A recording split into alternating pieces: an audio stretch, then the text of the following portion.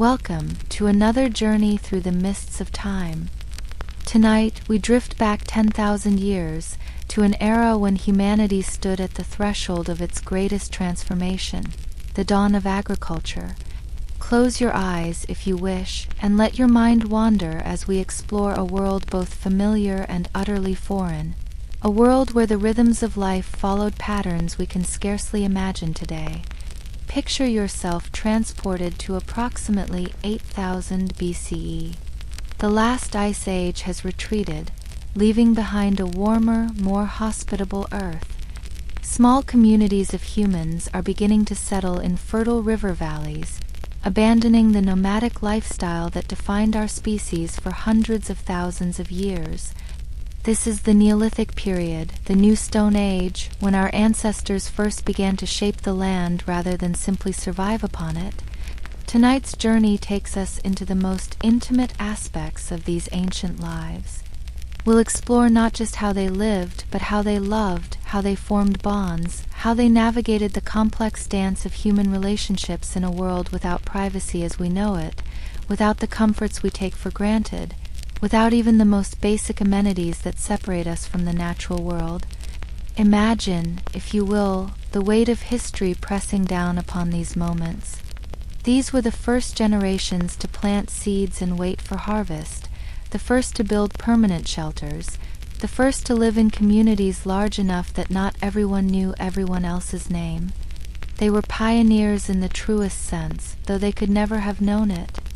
The story we tell tonight is one of contrasts, between the harshness of daily survival and the tenderness of human connection, between the public nature of communal living and the private desires that have always driven humanity, between the simplicity of their tools and the complexity of their social structures. These contrasts shaped every aspect of their existence, including the most personal moments of their lives. As we journey through these 4 segments tonight, we'll immerse ourselves in different facets of Neolithic intimacy and daily life. First, we'll wake with the dawn in a reed-thatched hut, experiencing the grueling realities of daily existence that form the backdrop for all human relationships. Then, we'll follow the story of a Neolithic couple, tracing their lives through the archaeological evidence left behind, discovering how love and conflict intertwined in these early communities. In our 3rd segment, we'll delve into the archaeological mysteries, examining the artifacts and burial sites that hint at ancient understandings of intimacy and fertility. And finally, we'll explore the emerging social hierarchies, seeing how shamans and chiefs navigated their roles, how status influenced reproduction and relationships, how the seeds of social inequality were already being sown alongside the first crops. But before we begin this journey in earnest, take a moment to appreciate where you are now. The comfort of your bed, the safety of your walls, the predictability of your tomorrow. These were luxuries beyond the wildest dreams of our Neolithic ancestors. They lived in a world where every dawn brought uncertainty, where the line between life and death was razor thin, where human connection was both a necessity for survival and a source of profound meaning. The Neolithic period represents a pivotal moment in human history. For the first time, humans began to accumulate possessions, to build structures meant to last, to create communities that would endure beyond a single generation. With these changes came new forms of relationships, new ways of understanding family, partnership, and community. The patterns they established would echo through the millennia, shaping the very foundations of civilization. As you listen tonight, let your mind drift between wakefulness and sleep. There's no need to remember every detail, no test to pass, no pressure to stay alert. Simply let the stories wash over you, like gentle waves upon an ancient shore.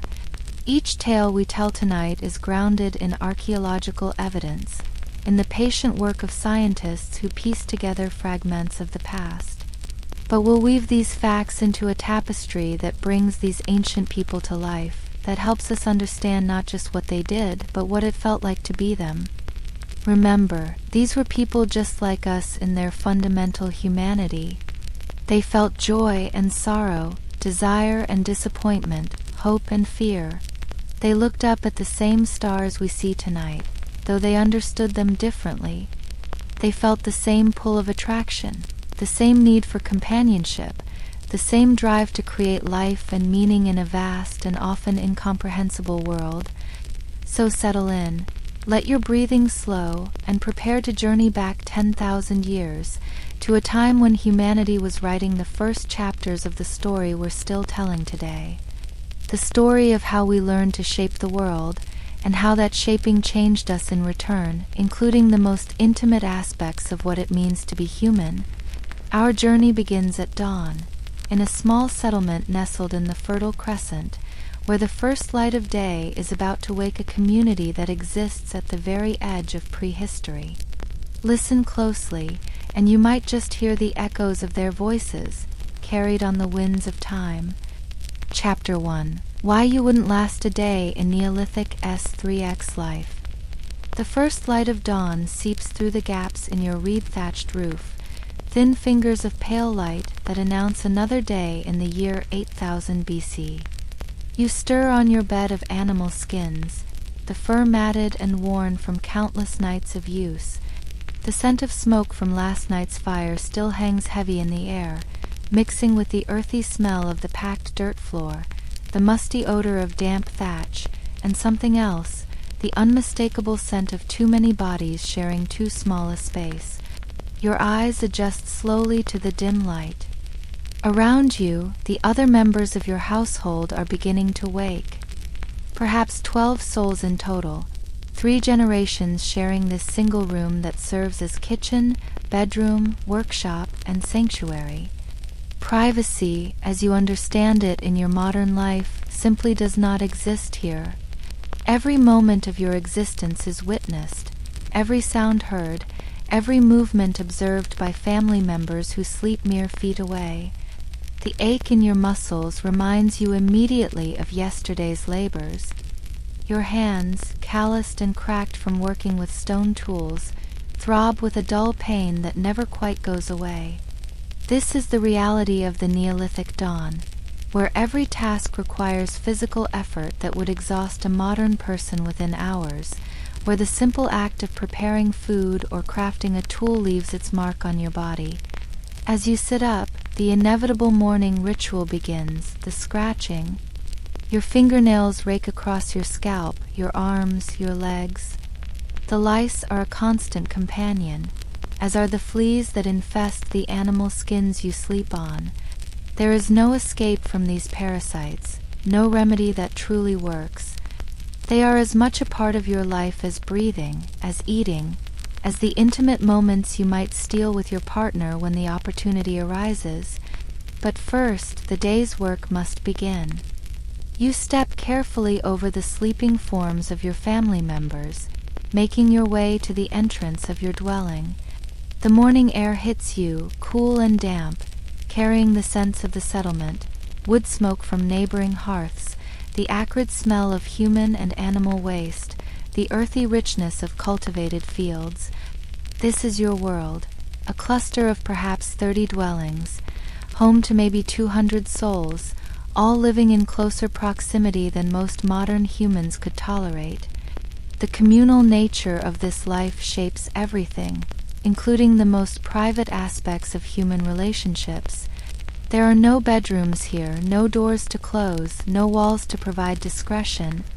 Intimacy, when it happens, occurs in the margins, in stolen moments, always with the awareness that others are near. This reality fundamentally alters how relationships develop, how attraction is expressed, how the basic human need for physical connection is fulfilled. As you make your way to the communal water source, a small stream that runs near the settlement, you pass others beginning their day. The gender roles that define your society are immediately apparent. The men are preparing for a hunt, checking their spears, their arrows tipped with painstakingly napped flint points. The women are already at work, some tending to the hearth fires, others preparing to venture out for the day's gathering. These roles, so rigidly defined, shape every aspect of life, including intimate relationships. If you are a woman in this world, your days are filled with gathering plants, processing food, tending children, maintaining the dwelling. Your knowledge of edible plants, medicinal herbs, and food preparation makes you invaluable to the community's survival. This knowledge, passed down through generations, gives you a certain power, a certain status. If you are a man, your role as hunter defines your identity. Success in the hunt brings not just food, but prestige, the right to choose a partner, the respect of the community. But hunting is dangerous, uncertain. Many days you return empty-handed, exhausted, frustrated. The pressure to provide weighs heavily, affecting every aspect of your life, including your relationships. The stream water is cold against your skin as you splash it on your face, on your hands. This is the extent of your morning hygiene. There is no soap, no toothbrush, no deodorant. The natural scents of the human body, masked in your modern life, are omnipresent here. They become part of the complex tapestry of attraction and repulsion, of desire and disgust, that governs human relationships. You cup water in your hands and drink, knowing that this same stream carries the waste of the settlement, but having no alternative. The constant low-level illness that results from poor sanitation is another fact of life. Stomach troubles, parasitic infections, these are your constant companions. They sap your energy, affect your mood, influence your desire for physical intimacy. Returning to your dwelling, you find your partner awake. Perhaps you've been together for several seasons now. Perhaps you have children, or perhaps you're still in the early stages of your relationship, navigating the complex social rules that govern coupling in your community. Either way, the morning offers no opportunity for privacy, for the kind of intimate moments that your modern mind might expect. Instead, you exchange glances, perhaps a brief touch as you pass. These small gestures must suffice. They carry the weight of unspoken desire, of affection expressed in the only way possible given the circumstances. Later, perhaps, when the work of the day is done, when darkness provides some small measure of discretion, there might be time for more. But now the real work begins. If you're a woman, you join the gathering party. Your knowledge of the landscape is encyclopedic. Every edible plant, every medicinal herb, every seasonal variation is catalogued in your mind. You carry a basket woven from reeds, a digging stick hardened in the fire, and perhaps a small flint knife. These simple tools, combined with your knowledge, will hopefully yield enough food to contribute to the evening meal. The gathering is hard work. Hours of walking, bending, digging. Your back aches constantly. Your hands are stained with plant juices, scratched by thorns. Some of the plants you gather have other purposes. Some are known to prevent pregnancy, others to encourage it. This knowledge, whispered between women, passed down through generations, represents one of the few ways women can control their own fertility in this world. The conversations among the gathering party often turn to relationships, to the complexities of life in the settlement. Who is paired with whom, which partnerships are thriving, which are struggling. The older women share their wisdom, their experiences, preparing the younger ones for the realities of Neolithic partnership. The lack of privacy means everyone knows everyone else's business, every argument overheard, every intimate moment detected by those sleeping nearby. If you're a man, the hunt demands different skills, different hardships. You might spend hours tracking game, moving silently through the landscape, every sense alert. The physical demands are extreme, running, climbing, carrying heavy loads. The danger is real. A wounded animal can kill. A fall can mean broken bones that never heal properly. Many men bear the scars of unsuccessful hunts, badges of honor that also serve as reminders of mortality. The hunt is also a social activity. Bonds formed between hunting partners run deep. These relationships, built on mutual trust and shared danger, create a different kind of intimacy. The conversations during long trackings often turn to women, to relationships, to the mysteries of attraction and desire. Young men learn from older ones, not just hunting techniques, but the social skills needed to navigate partnership in the settlement. As the sun climbs higher, the heat of the day begins to build. Sweat mingles with the dirt and plant oils on your skin, creating a patina that would horrify your modern sensibilities, but is simply normal here. This is how humans smell, how they feel, how they taste in moments of intimacy. There are no perfumes to mask, no running water to wash away, only the raw reality of human bodies living in close proximity to the earth. The midday meal, if it can be called that, is often just a handful of nuts, some dried meat, perhaps some early berries if the season is right. You eat quickly, efficiently, knowing that true satisfaction will have to wait until evening. The constant low-level hunger is another fact of life. It affects everything, your energy levels, your mood, your interest in physical intimacy. The afternoon brings different challenges. If you're a woman, perhaps you're now processing food, grinding grains on a stone quern. The repetitive motion sends shooting pains through your arms, your shoulders, your back. The stone dust gets into everything, your lungs, your eyes, mixing with sweat to form a gritty paste on your skin. Or perhaps you're working with hides, scraping away flesh and fat with stone tools, the smell overwhelming, the work exhausting. If you're a man, perhaps the hunt was successful. Now comes the butchering, the carrying of heavy loads back to the settlement. Or perhaps you're working on tools, knapping flint in the shade, each strike precise, calculated, knowing that a mistake means starting over. The tiny flint shards embed themselves in your hands, a constant irritation that never fully heals. As the day progresses, the realities of Neolithic life continue to accumulate. The physical exhaustion, the constant discomfort, the lack of privacy, the rigid social roles, all of these factors combine to create a context for intimacy radically different from anything in your modern experience. Consider the simple act of courtship in this world. There are no private dates, no quiet conversations away from prying eyes. Every interaction is public, observed, commented upon by the community. A young man interested in a young woman must navigate not just her feelings, but the opinions of her family, her clan, the entire settlement. His hunting prowess, his tool-making skills, his family's status, all factor into whether his interest will be welcomed. A young woman, for her part, has limited agency in these matters. Her knowledge, her skills, her fertility, these are valuable assets to her family. Her preferences matter, but only to a degree.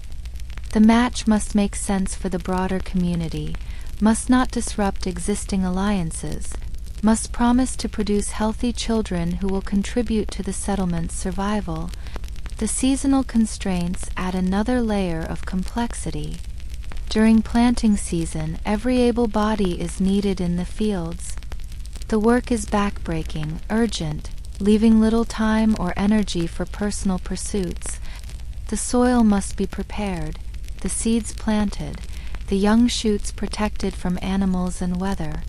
These periods of intense agricultural activity create a rhythm to life, including intimate life, that follows the seasons rather than personal desire. Harvest time brings its own demands. The crops must be gathered quickly, before weather or animals can destroy them. Everyone works from dawn to dusk, processing, storing, preparing for the lean months ahead. Exhaustion is total, overwhelming, leaving little energy for anything beyond the most basic survival needs. It's during the quieter seasons, the depths of winter perhaps, when agricultural work slows, that there might be more opportunity for intimate connections. But winter brings its own challenges. The cold that seeps through the walls, the multiple layers of clothing and furs needed for warmth, the even closer quarters as everyone huddles near the fire. Privacy remains elusive, comfort impossible. As the sun begins to sink toward the horizon, you make your way back to the settlement. Your body aches in ways that would send a modern person to seek medical attention, but for you, this is simply how life feels. The accumulated fatigue of years of hard physical labor, the constant low-level illness, the nutritional deficiencies, all take their toll. The evening meal preparation begins. If the hunting and gathering were successful, there might be meat, roasted over the communal fire, vegetables and grains cooked into a simple stew. The flavors are basic, repetitive, but after a day of hard labor, any food is welcome. You eat with your fingers, sharing bowls, conscious always of ensuring everyone gets their portion. As darkness falls, the settlement takes on a different character. The work of the day is done, but the social life of the community continues. Stories are told around the fire, songs sung, rituals performed. These evening gatherings serve multiple purposes: entertainment, education, social bonding, and yes, opportunities for courtship. Young people might exchange glances across the fire, might find reasons to sit near each other, might even manage brief touches under the cover of darkness, but always, always under the watchful eyes of the community. The elders observe, remember, judge. Nothing goes unnoticed, uncommented upon.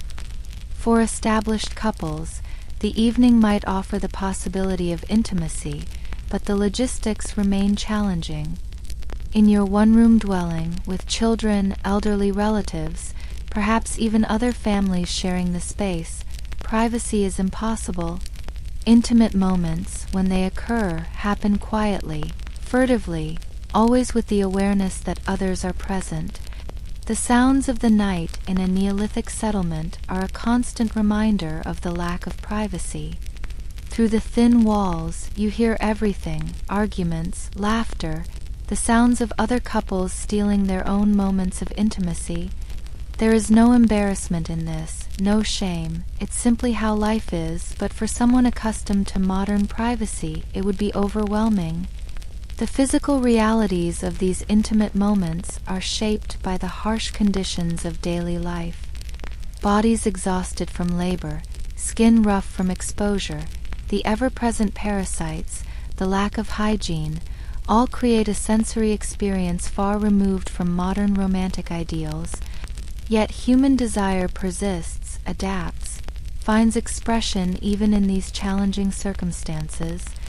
For women, the consequences of intimacy carry tremendous weight. Pregnancy in the Neolithic is dangerous, life-threatening.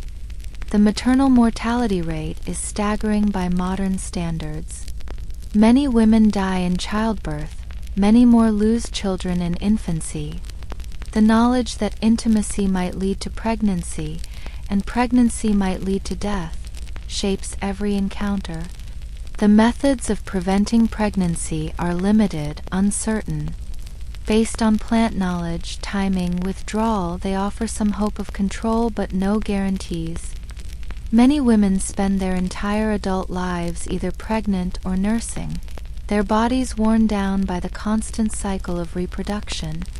For men, the responsibilities of fatherhood in this world are clearly defined but difficult to fulfill. Providing food, protection, teaching survival skills. The pressure is immense. Failure means not just personal shame but potential starvation for your family. This pressure affects relationships, creates tensions, influences the dynamics of intimacy. As the fire dies down, families begin to retire to their dwellings. You make your way to your sleeping space, laying out the animal skins, trying to find a comfortable position on the hard ground. Around you, family members settle in for the night. The dwelling grows quiet but never silent. Someone coughs, another shifts position, a baby whimpers. In this darkness, perhaps you and your partner might find a moment. Bodies pressed close for warmth, movements constrained by the need for silence, awareness always of others nearby. It's a far cry from the privacy and comfort you're accustomed to, yet it's the only intimacy available in this world. The physical sensations are unlike anything in modern experience. The roughness of unwashed skin, the ever-present smell of smoke and sweat, the discomfort of the hard ground, the anxiety about being overheard. All of these factors combine to create an experience of intimacy shaped entirely by the harsh realities of Neolithic life. And afterward, there is no bathroom to retreat to, no washing, no changing of sheets. You simply adjust your clothing, pull the animal skin back over your bodies, and try to sleep, knowing that dawn will come all too soon, bringing another day of struggle, survival, and stolen moments of human connection. This is the reality of intimate life in the Neolithic. Not the romanticized version of primitive passion, but a complex negotiation of desire and circumstance, shaped by factors that would make modern life seem impossibly luxurious by comparison. Privacy, hygiene, comfort, leisure, all the things we take for granted simply don't exist. Yet humans in this era still formed deep bonds, still felt the pull of attraction, still sought physical and emotional connection.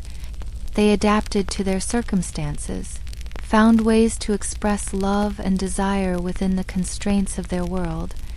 Their relationships, built on shared hardship and mutual dependence, perhaps held a depth and intensity that our more comfortable lives rarely achieve.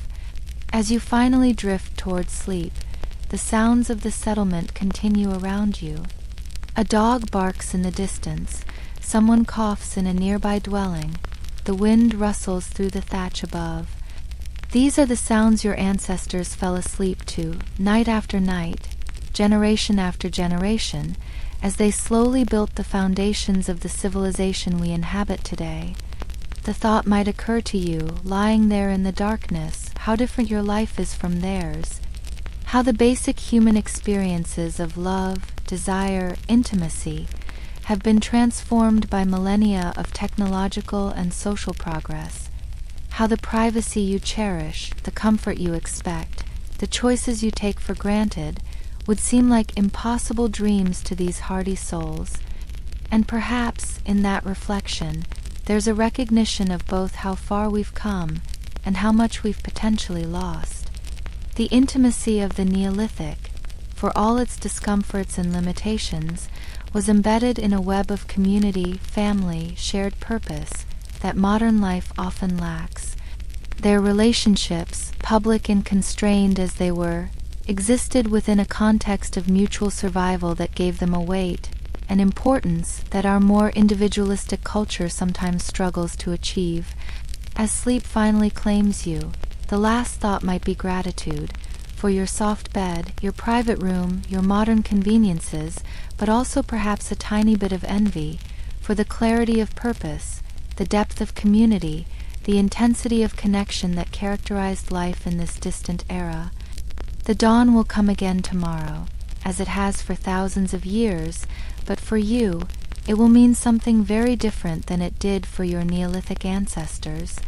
And in that difference lies both the triumph and the tragedy of human progress. Sleep now, and dream perhaps of a time when life was harder, but simpler, when privacy was unknown, but isolation was impossible, when every day was a struggle, but every relationship was essential for survival.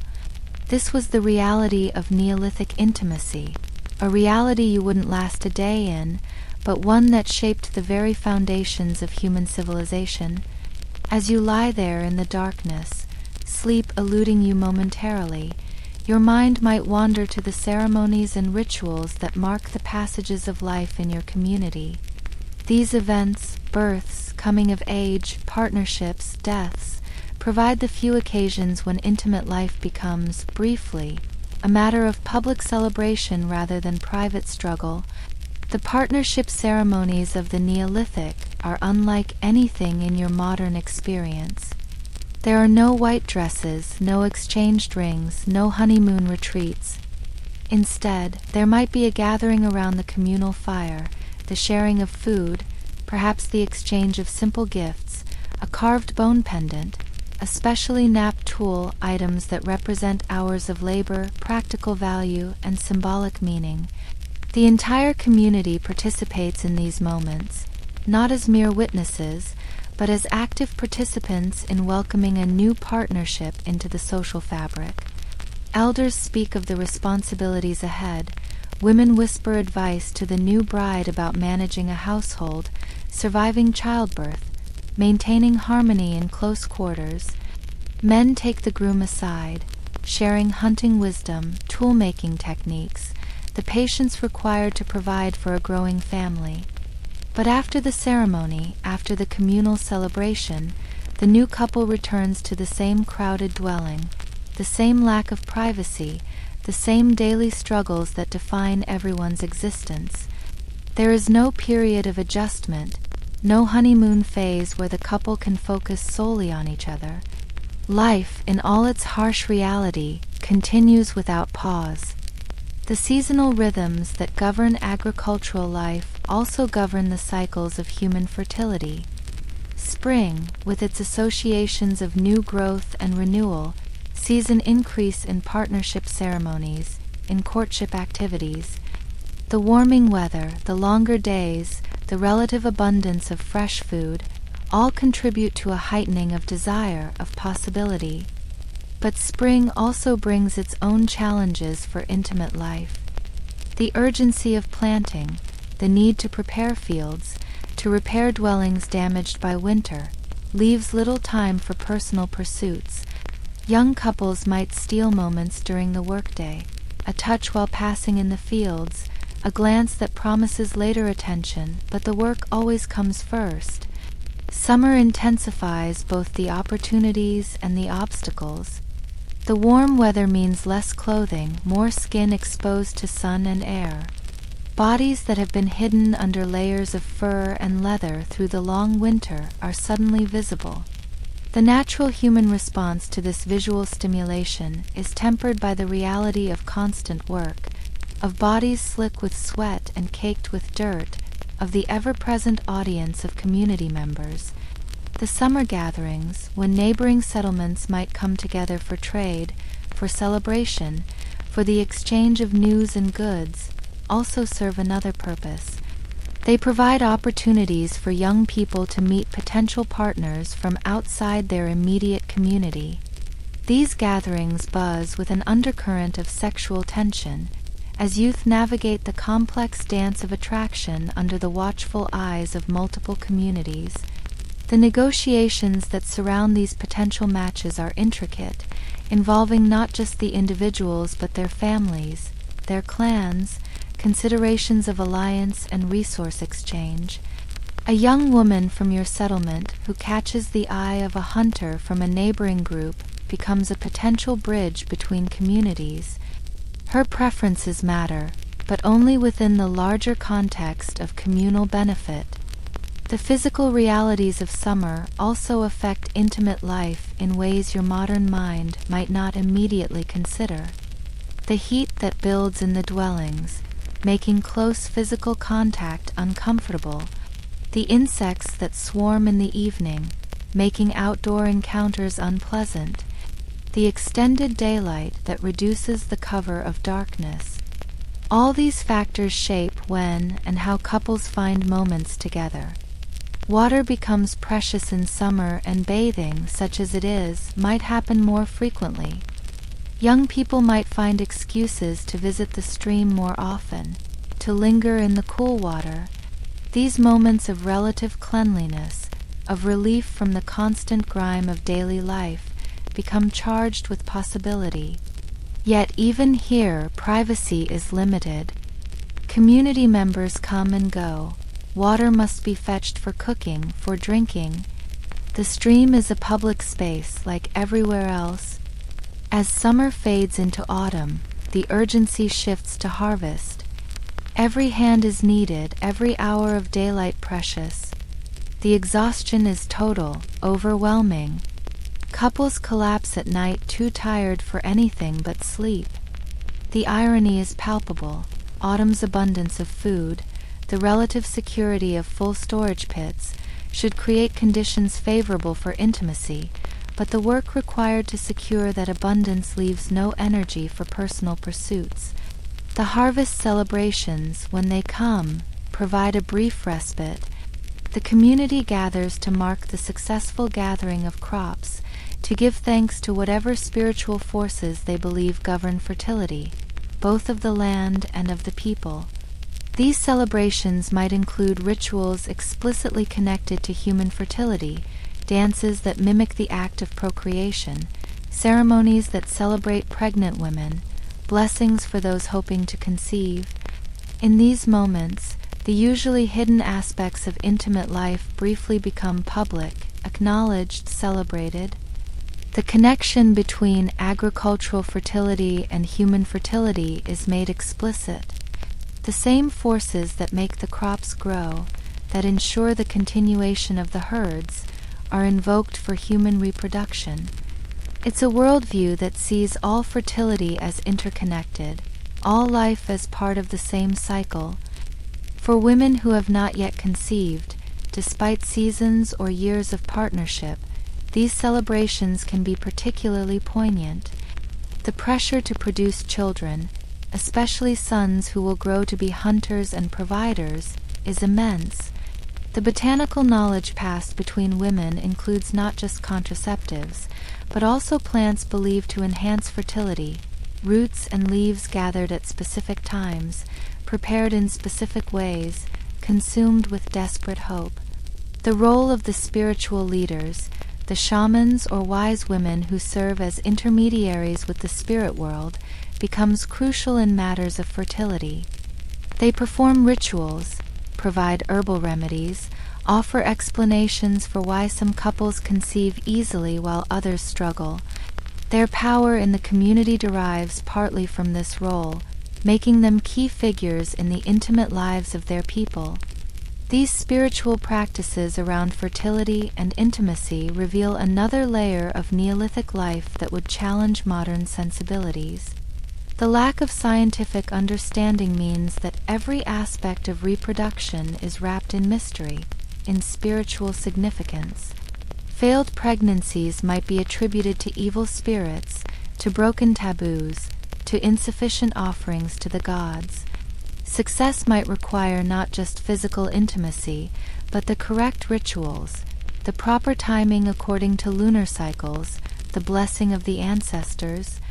As autumn deepens into winter, the patterns of life shift again. The shorter days, the colder weather drive people indoors. The paradox of winter is that it provides both more opportunity and more obstacle for intimacy. More opportunity because the agricultural work slows, because long dark evenings provide cover. More obstacle because the cold makes physical contact a matter of survival warmth rather than pleasure, because even more bodies crowd into the dwelling seeking shelter.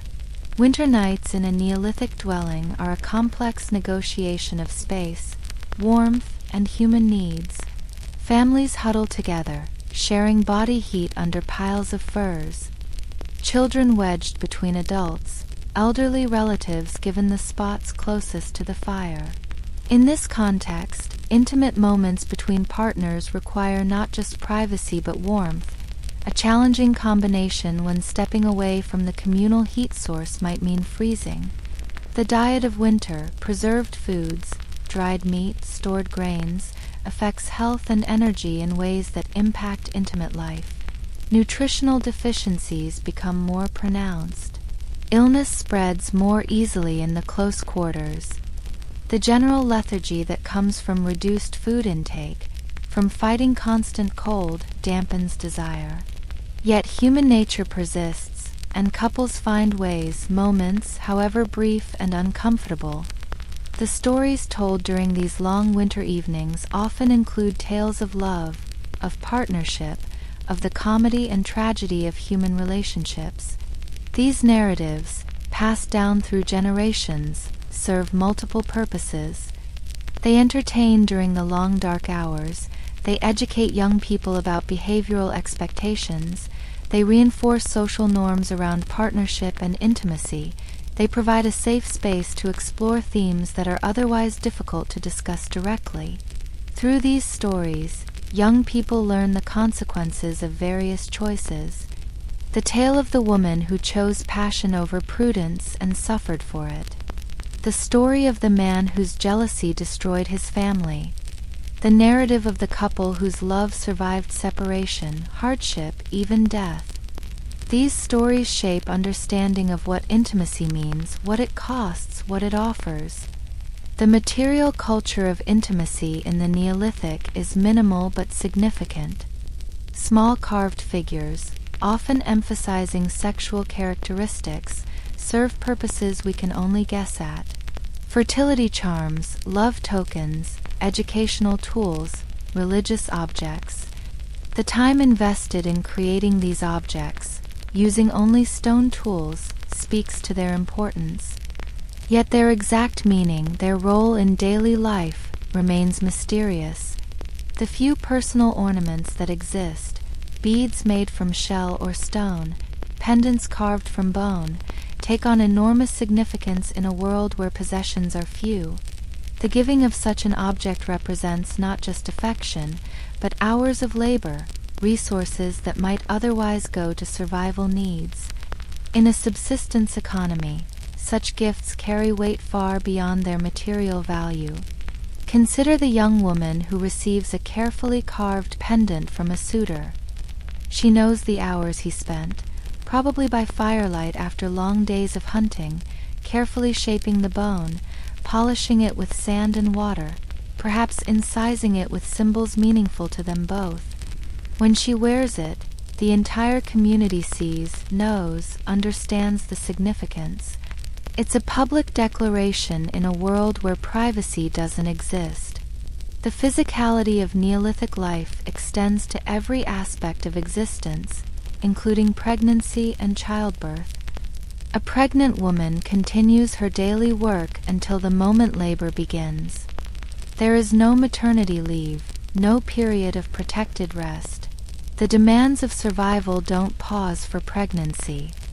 She gathers, processes food, maintains the dwelling, all while carrying a child in conditions that would horrify modern medical professionals. When labor begins, it happens in the same crowded dwelling where all of life unfolds. The other women of the community gather, bringing their accumulated knowledge, their herbal remedies, their emotional support.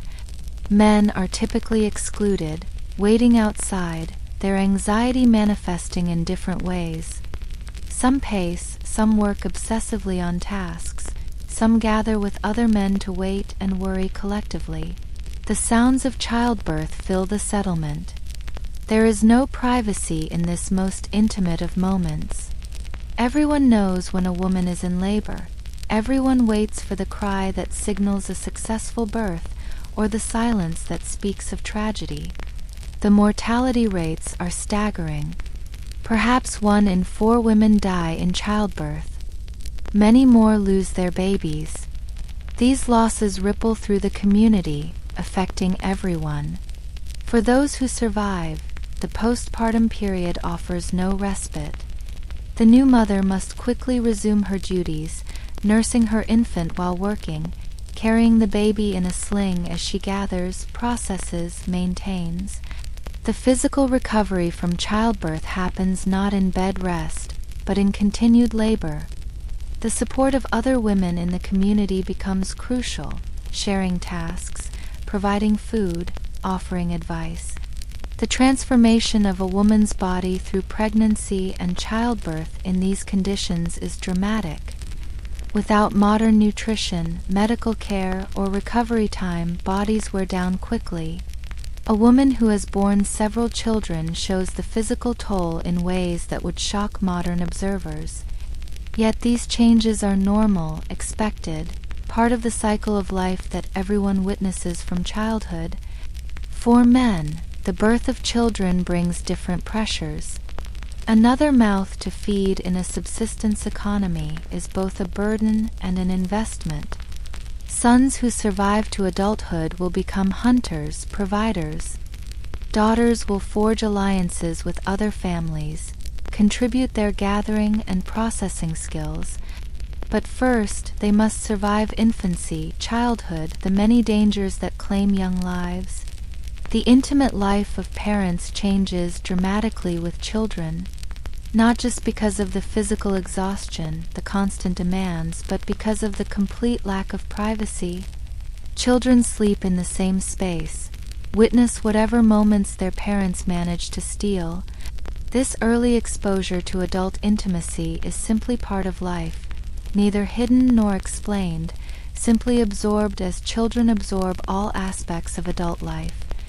The cycles of fertility and infertility, of successful pregnancies and losses, create rhythms in intimate life that follow biological rather than emotional patterns. A woman who has recently given birth might have a brief respite from pregnancy, if she's fortunate enough to successfully nurse her child. But the pressure to produce more children, to ensure some survive to adulthood, means this respite is often brief. The knowledge of which plants can prevent or end pregnancy is closely guarded, whispered between women.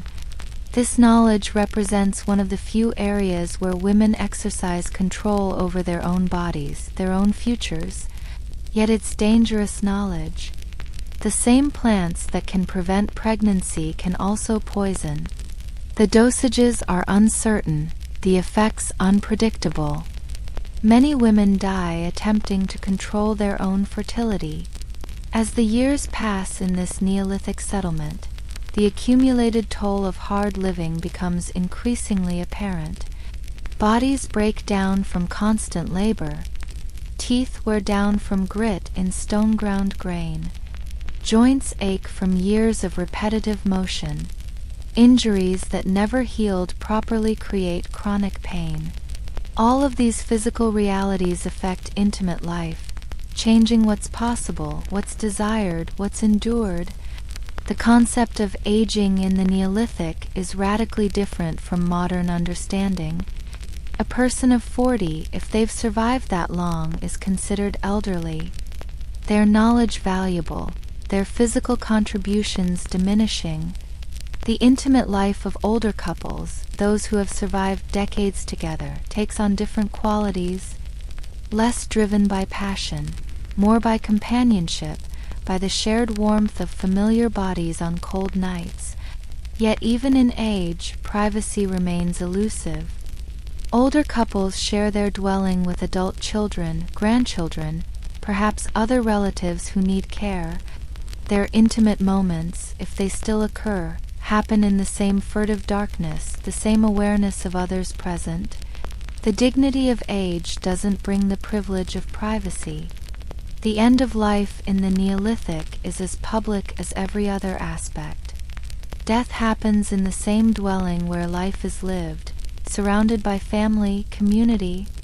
The dying person's partner must navigate grief while maintaining daily life. There is no time for extended mourning, no opportunity to withdraw from communal life.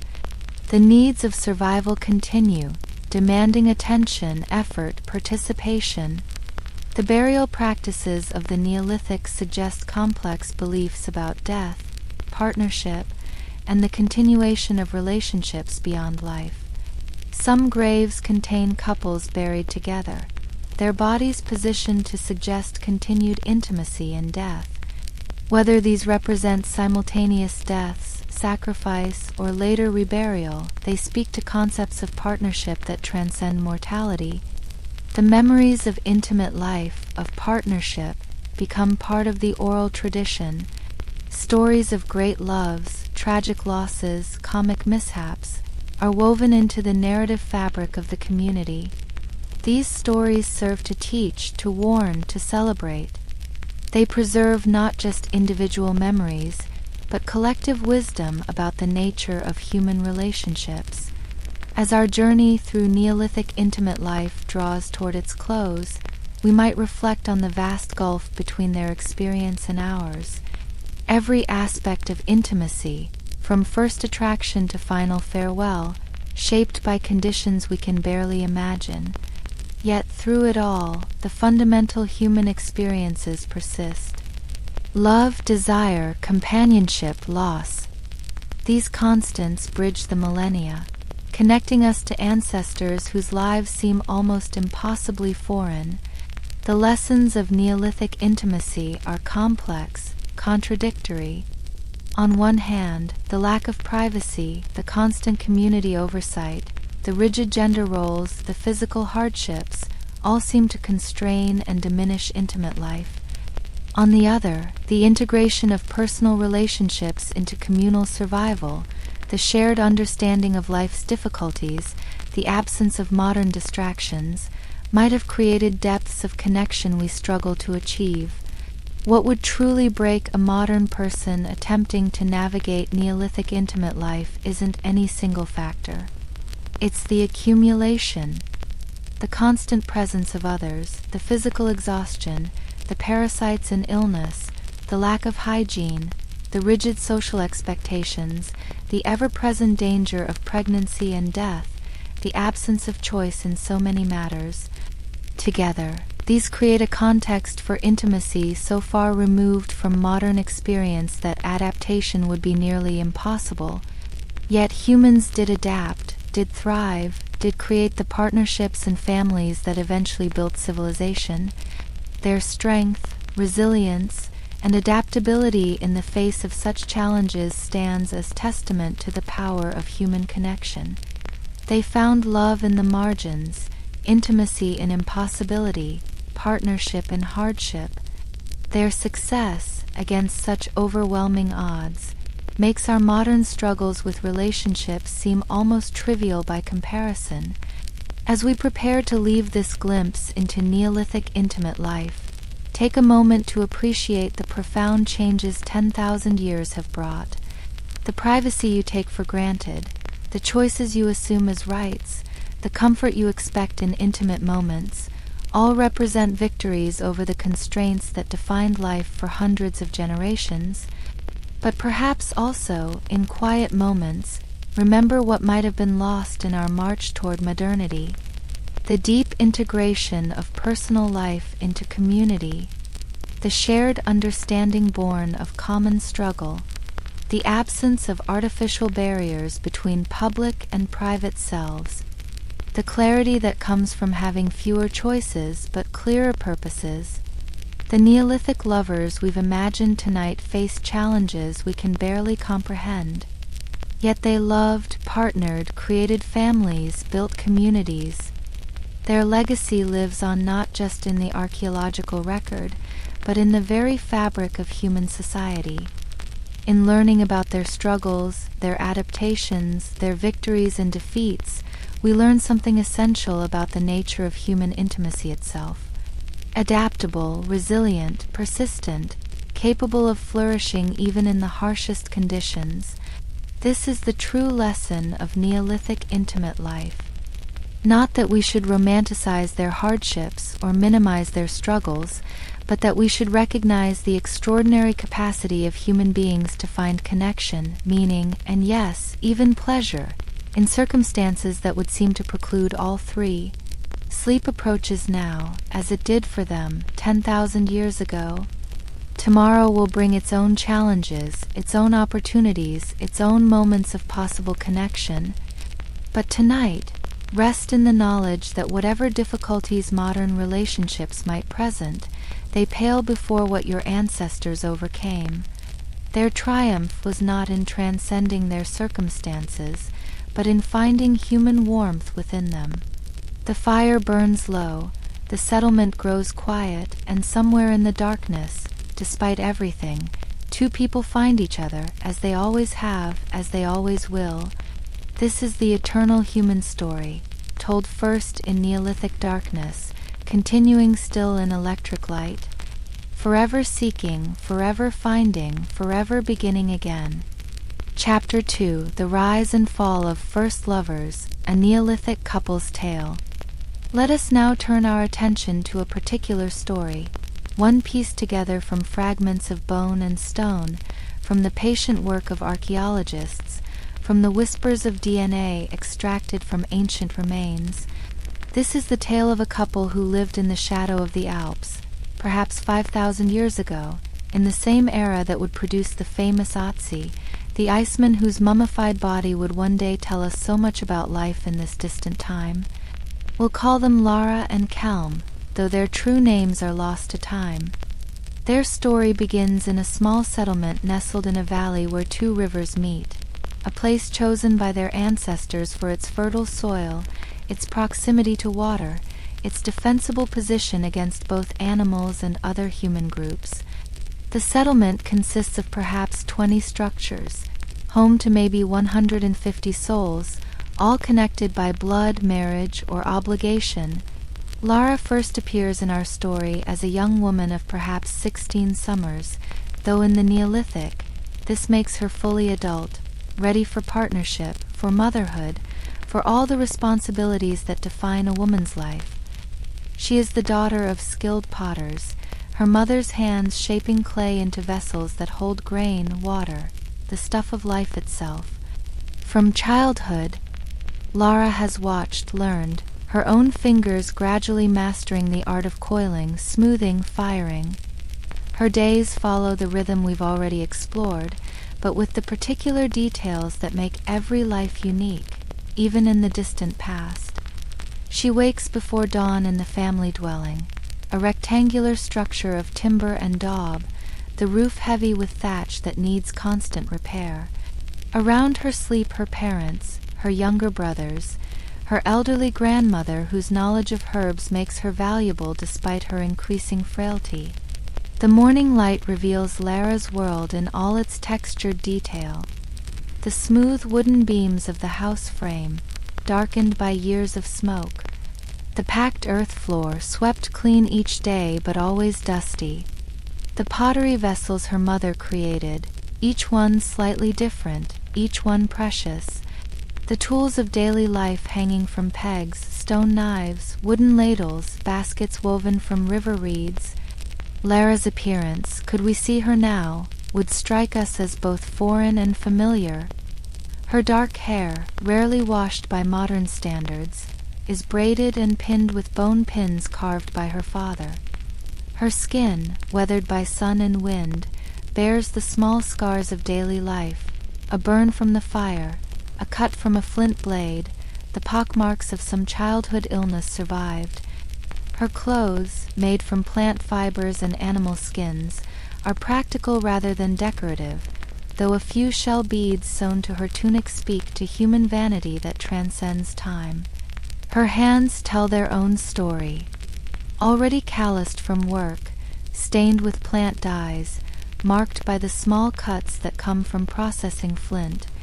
Yet these are also the hands that shape clay with surprising delicacy, that know which plants ease pain, which stop bleeding, which prevent pregnancy. Knowledge passed from mother to daughter, grandmother to granddaughter, in quiet moments away from male ears. Kelm enters our narrative as a young hunter from a neighboring settlement. His group lives perhaps a day's walk up the valley, close enough for regular contact, far enough to maintain distinct identities. He is perhaps 20 summers old, already bearing the scars of several successful hunts, and one nearly fatal encounter with a wounded boar that left marks across his chest. His reputation precedes him when he arrives at Lara's settlement as part of a trading party. The story of the boar has grown in the telling, as such stories do, but the scars provide tangible proof of his courage, or perhaps his foolishness, depending on who tells the tale. He brings with him furs from animals hunted in the higher elevations, and something else, small nuggets of copper found in the mountains, still rare, still precious, harbingers of the age to come. The first meeting between Lara and Kelm happens, as most things do in Neolithic life, in full view of the community. He is helping unload trade goods near the central hearth. She is returning from the river, carrying water in one of her mother's vessels. Their eyes meet across the busy settlement square, a moment of recognition, of possibility, observed by dozens of watching eyes. In the Neolithic world, attraction must navigate complex social currents. Kelm cannot simply approach Lara, cannot speak to her privately, cannot court her in any way recognizable to modern sensibilities. Instead, he must work within the rigid structure of social expectations. His interest must be signaled subtly, through intermediaries, through appropriate channels that respect both family hierarchies and inter-settlement politics. The trading visit lasts 3 days. During this time, Kelm finds reasons to linger near the pottery workshop where Lara and her mother work. He examines vessels with exaggerated interest, discusses their construction with her father, all while stealing glances at Lara as she shapes clay with practiced hands. She, for her part, maintains the appropriate demeanor, eyes downcast, focused on her work, but aware, always aware, of his presence. The negotiations that follow happen largely without the direct participation of the two young people most affected. Kelm speaks to his uncle, a respected elder in his settlement, who approaches Lara's father through the proper intermediaries. The discussions involve not just the potential match, but broader considerations, trade relationships between the settlements, exchanges of resources, the complex web of obligations that bind communities together. Lara's father, a practical man who has survived 40 winters through careful decision-making, sees the advantages of the match. Kelm comes from a family of successful hunters. His settlement controls access to the mountain passes where copper can be found. The alliance would benefit both communities, and the young man himself seems strong, capable, bearing no obvious defects that might be passed to children. But there are complications, as there always are in such matters.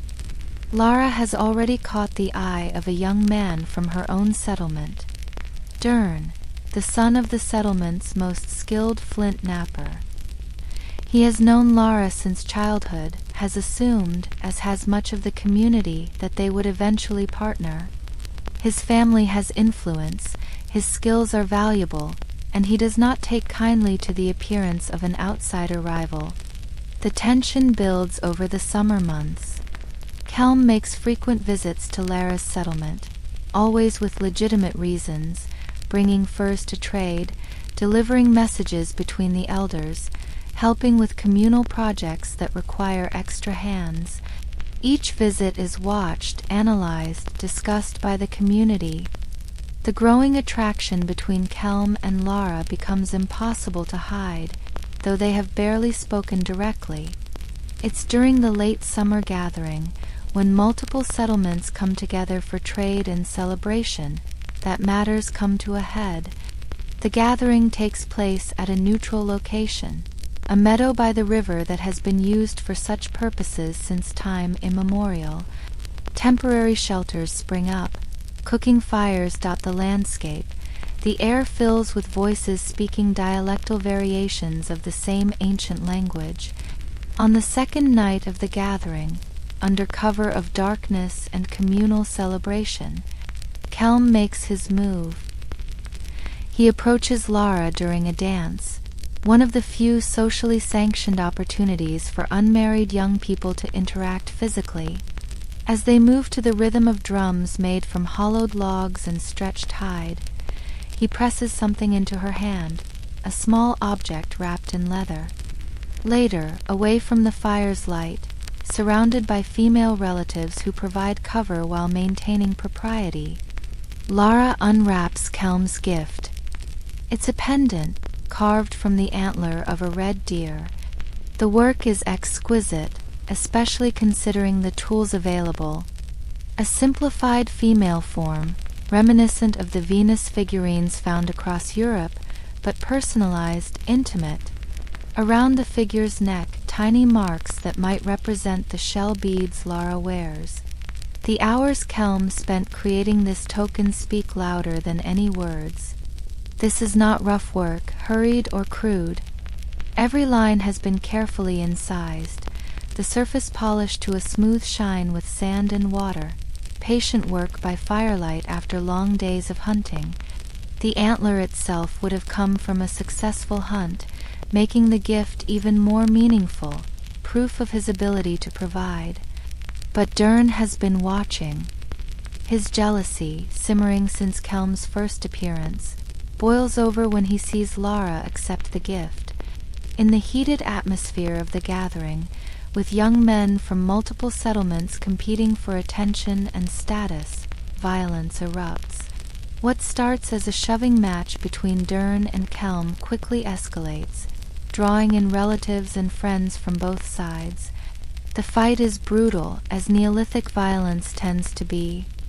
No rules, no referees, just the raw physicality of young men driven by testosterone and social pressure. Fists and feet quickly give way to improvised weapons, stones grabbed from the ground, sturdy branches used as clubs. The crowd that forms is both trying to separate the combatants and taking sides, the situation threatening to explode into inter-settlement warfare. It takes the intervention of elders from multiple communities to restore order, but not before blood has been shed. Kelm bears a gash across his forehead that will leave a permanent scar. Dern's left arm hangs at an awkward angle, dislocated or broken. Several other young men nurse various injuries, and the harmony of the gathering has been shattered. The consequences of this violence ripple through the communities like waves on water. In the Neolithic world, where survival depends on cooperation, where small populations cannot afford to lose young men to feuds, such conflicts must be resolved quickly. The elders convene, representatives from each affected settlement, to negotiate a resolution. Lara, the unwitting catalyst of this violence, finds herself at the center of a political storm. Her preferences, whatever they might be, become secondary to the need for communal harmony. The pendant Kelm gave her, hidden now beneath her tunic, feels like a weight around her neck, a symbol of desires that threaten the delicate balance of intergroup relations. The negotiations stretch through the night, conducted around a fire separate from the main gathering. The elders speak in formal language, invoking precedents from previous conflicts, referring to customs passed down through generations. The issues at stake go far beyond a simple love triangle. They touch on trade rights, access to resources, the prevention of escalating violence that could destroy both communities. By dawn, a resolution has been reached. Complex, multifaceted, designed to address not just the immediate conflict but the underlying tensions. Kelm will be allowed to court Lara, but must pay a substantial bride price to her family, including goods that will also benefit Dern's family. Dern, for his part, will receive preferential treatment in future marriage negotiations, possibly with a woman from Kelm's settlement to balance the exchange. But there's more. Kelm must also undergo a period of service to Lara's community, helping with the autumn harvest, contributing his hunting skills, proving his commitment and value beyond mere attraction. This period will also allow tempers to cool, relationships to stabilize, the community to observe whether this match truly serves everyone's interests. For Lara, this resolution brings mixed feelings. The public nature of the conflict has thrust her into unwanted prominence. Every member of both communities now watches her, judges her. Some blame her for the violence, though she did nothing but receive a gift. Others sympathize, understanding the difficult position she occupies, caught between duty and desire. The autumn months that follow are a test for all involved. Kelm integrates himself into Lara's settlement, working alongside the men he recently fought. His presence is a daily reminder of the conflict, but also an opportunity for healing. Gradually, through shared labor, through his obvious efforts to contribute, through small gestures of reconciliation, the tension eases. Dern, nursing both physical and emotional wounds, maintains a careful distance. His broken arm, set by the settlement's healer using techniques passed down through generations, heals slowly, imperfectly. It will always bear the mark of that night's violence, affecting his ability to knap flint with his former precision. A bitter reminder of the cost of jealousy. During this time, Kelm and Lara are allowed limited, supervised interactions. They work near each other during the harvest, gathering wheat and barley that will sustain the community through winter. They might exchange words about the weather, the crops, carefully neutral topics, always under the watchful eyes of relatives who ensure propriety is maintained. It's during these mundane moments that genuine affection grows. Not the heated passion that sparked violence, but something deeper, more sustainable. They begin to know each other as people, not just as objects of desire or symbols of alliance. Lara learns that Kelm has a gentle humor, that he's patient with children, that he treats elders with genuine respect. Kelm discovers Lara's quick intelligence, her skill not just with pottery but with organizing, planning, managing resources. The pendant Kelm gave her becomes a secret talisman, worn hidden beneath her clothes, touched occasionally for reassurance. It represents not just his affection, but a future she can barely imagine. A life in a new settlement, away from everything familiar. The prospect is both thrilling and terrifying. As winter approaches, the formal marriage negotiations begin in earnest. The bride price is assembled, a substantial collection of goods that represents months of labor. Furs from Kelm's hunting, including a magnificent bear pelt that will serve as their marriage bed. Copper nuggets, still rare and precious. Tools crafted by his relatives, including obsidian blades traded from distant sources. From Lara's family comes her dowry. Pottery vessels made by her mother and grandmother, some decorated with designs unique to their lineage. Textiles woven with patterns that carry meaning, that tell stories, that connect the wearer to ancestral traditions. Seeds saved from successful harvests, the genetic heritage of generations of careful selection.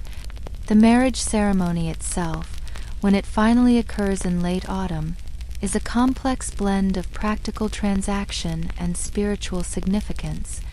Representatives from multiple settlements attend, not just as witnesses but as participants in the alliance being forged. The rituals involved have been practiced for generations, though their original meanings might already be fading into mystery. Lara wears a special garment for the ceremony, made from the finest materials available, soft leather decorated with shells and beads, some of which have traveled hundreds of miles through trade networks. Her hair is arranged in an elaborate style that takes hours to create, held in place with carved bone pins that will become heirlooms for her daughters. Kelm presents himself in his finest hunting attire, the bear fur draped over his shoulders a tangible symbol of his ability to provide, to protect. The scar on his forehead from the summer's violence has healed into a thin line, a permanent reminder of the passion that brought them together, and the price paid for it. The ceremony involves multiple elements. The public declaration of the alliance between families and settlements, the exchange of gifts that cements economic relationships, the sharing of food that symbolizes communal acceptance, and finally, as darkness falls, the couple's withdrawal to a specially prepared dwelling where they will spend their first night as a recognized partnership. This dwelling, set apart from the main settlement, has been prepared by the women of both communities. The floor is covered with fresh rushes, the walls hung with textiles. A new hearth has been prepared, the fire kindled from embers carried from both family hearths, symbolizing the joining of two lineages. The bare pelt kelm provided has been laid out, creating the marriage bed.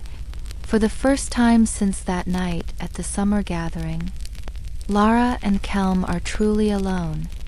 The privacy is relative, temporary. Tomorrow they will return to communal life. But for tonight they have something approaching solitude. The weight of expectation is heavy. This union must be consummated, not just for personal satisfaction, but for the validity of all the negotiations, all the exchanges, all the careful diplomacy. The physical realities of this first night are shaped by all the factors we've discussed.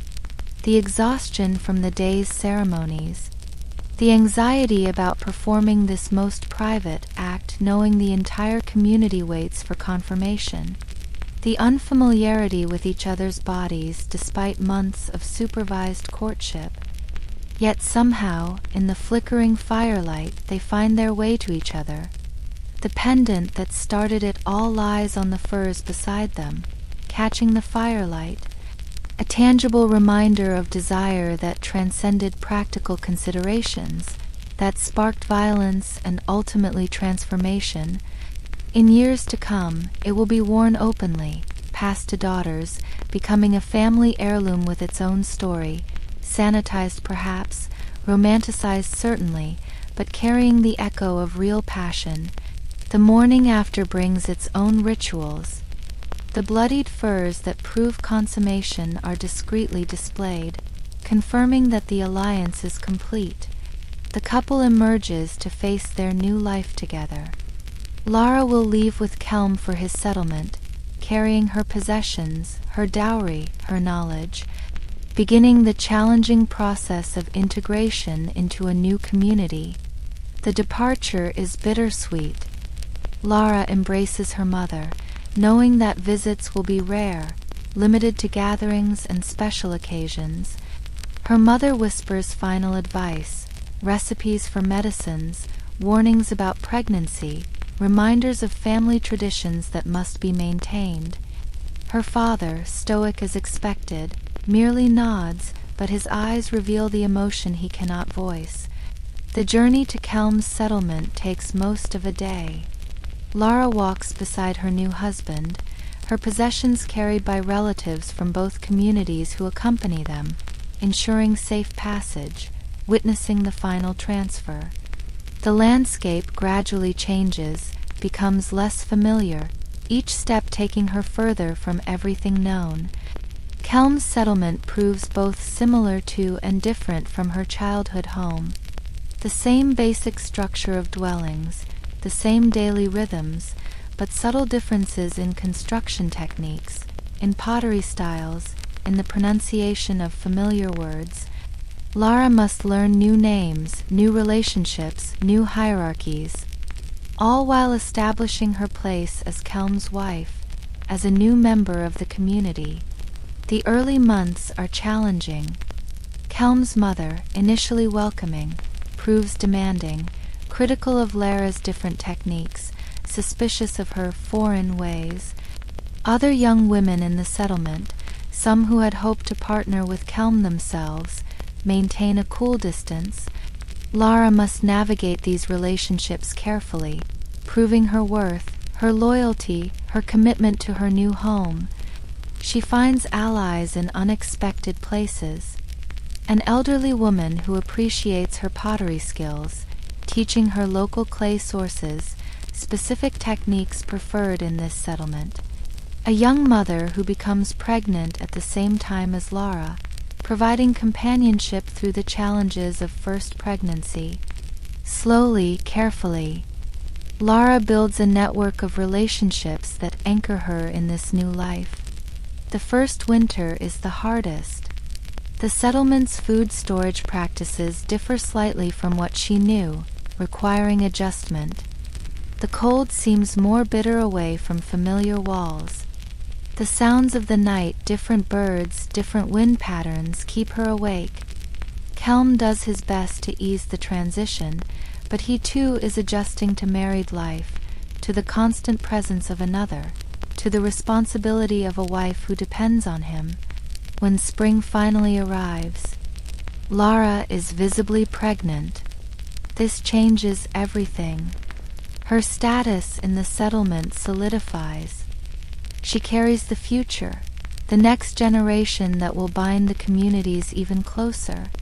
The older women begin to include her more fully, sharing their knowledge of childbirth, of child-rearing, accepting her as truly one of them.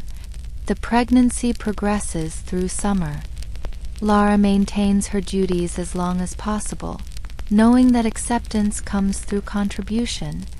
But the other women quietly take on more of her tasks as her belly grows, a wordless acknowledgement of her condition, of the danger she faces, of the hope she represents. Kelm transforms during these months. The young hunter who carved a pendant in secret becomes a man preparing for fatherhood. He takes greater risks in hunts, seeking larger game, better furs, building the resources needed for an expanded family. The scar on his forehead has faded to a white line, barely visible except when summer sun darkens the surrounding skin. When labor begins on a crisp autumn morning, almost exactly a year after their marriage, the settlement's women spring into practiced action. Kelm is banished to pace outside with the other men, listening to sounds that alternate between encouraging murmurs and sharp cries. The hours stretch endlessly, each sound analyzed, interpreted, feared. The baby arrives as the sun sets, a daughter whose first cry brings relief flooding through the settlement. Lara has survived. The baby appears healthy. The alliance between settlements has produced its first fruit. The elderly woman who served as midwife emerges to announce the successful birth, accepting the gifts Kelm has prepared: dried meat, a fine fur, payment for her crucial service. In the days that follow, as Lara recovers and learns the overwhelming realities of motherhood, visitors arrive from her birth settlement. Her mother, granted special permission to travel, brings gifts, blessings, and most importantly, familiar comfort.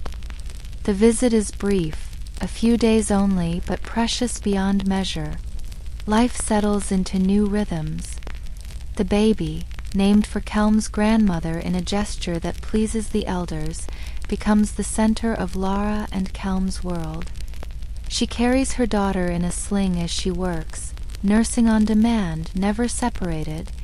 The pendant that brought them together now hangs around Lara's neck openly, a symbol of a love that survived violence, negotiation, and transformation. But life in the Neolithic is never secure for long. The following winter brings sickness to the settlement, a coughing illness that spreads through the close quarters, claiming the very old and very young.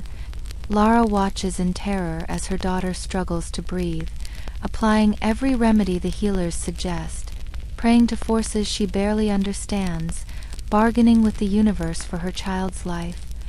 The baby survives, but others do not, including Kelm's mother, whose initial coolness toward Lara had warmed into genuine affection. The grief that follows reshapes relationships again. Death in the Neolithic is common but never easy. Each loss diminishes the community, creates gaps that must be filled, changes the delicate balance of relationships. Years pass in the way years do, marked by seasons rather than calendars, by events rather than dates. More children arrive, some surviving, some not, each pregnancy a risk Lara takes with full knowledge of the danger. Each birth strengthens her position in the community, but ages her body in ways that would shock her younger self. Kelm rises in status within the settlement. His hunting skills, combined with the alliance his marriage represents, make him a natural leader. He begins participating in the councils that make decisions, that negotiate with other groups, that maintain the delicate balance of Neolithic politics. The passionate young man has become a thoughtful elder, though still only in his 30s. Their eldest daughter grows to resemble Lara, but with Kelm's stubborn chin, his way of tilting his head when thinking. She learns pottery from her mother, absorbing not just techniques but stories, traditions, the invisible threads that connect generations. She wears the pendant sometimes, allowed to borrow it for special occasions, understanding already that it will one day be hers. It's during a summer gathering, 15 years after that first violent meeting, that the past resurfaces. Dern appears among the visiting groups, older, his injured arm clearly showing the permanent effects of that long-ago fight. He has married, has children, has built a life despite his disappointment. The meeting between the former rivals is tense but civil, time having dulled the sharp edges of old pain. What strikes Lara, watching this encounter, is how young they all were, how the passions that seemed so overwhelming have transmuted into something else, something more complex. The violence that brought her and Kelm together also shaped Dern's life in unexpected ways. His injury forced him to develop new skills, to become a trader rather than a craftsman, ultimately leading to prosperity he might never have achieved otherwise. The gathering also brings news from the wider world. Stories of changes happening in distant places. New technologies spreading along trade routes. Bronze, stronger than copper, allowing for tools and weapons previously impossible. Agricultural techniques that promise better yields. Social structures growing more complex as populations increase. Lara and Kelm's story is drawing toward its close, though they cannot know it. The world they've known, the Neolithic world of small settlements and intimate communities, is gradually transforming. Their children will live in a different world, their grandchildren in one almost unrecognizable. The pendant that symbolized their love will become an artifact, its meaning lost, its story forgotten. But for now, in this moment, they are simply a couple who found each other despite obstacles, who built a life together through determination and compromise, who contributed their small part to the great human story. Their love was not the stuff of legends. It was quieter, deeper, rooted in daily cooperation, in shared hardship, in the accumulation of small kindnesses over years. As the summer gathering winds down, as families prepare for the journey home, Lara and Kelm stand together watching their children play with others. The pendant rests against Lara's chest, warm from her body heat, carved with patience by a young man who couldn't have imagined where his gift would lead. She touches it absently, a gesture repeated so often it's unconscious, remembering.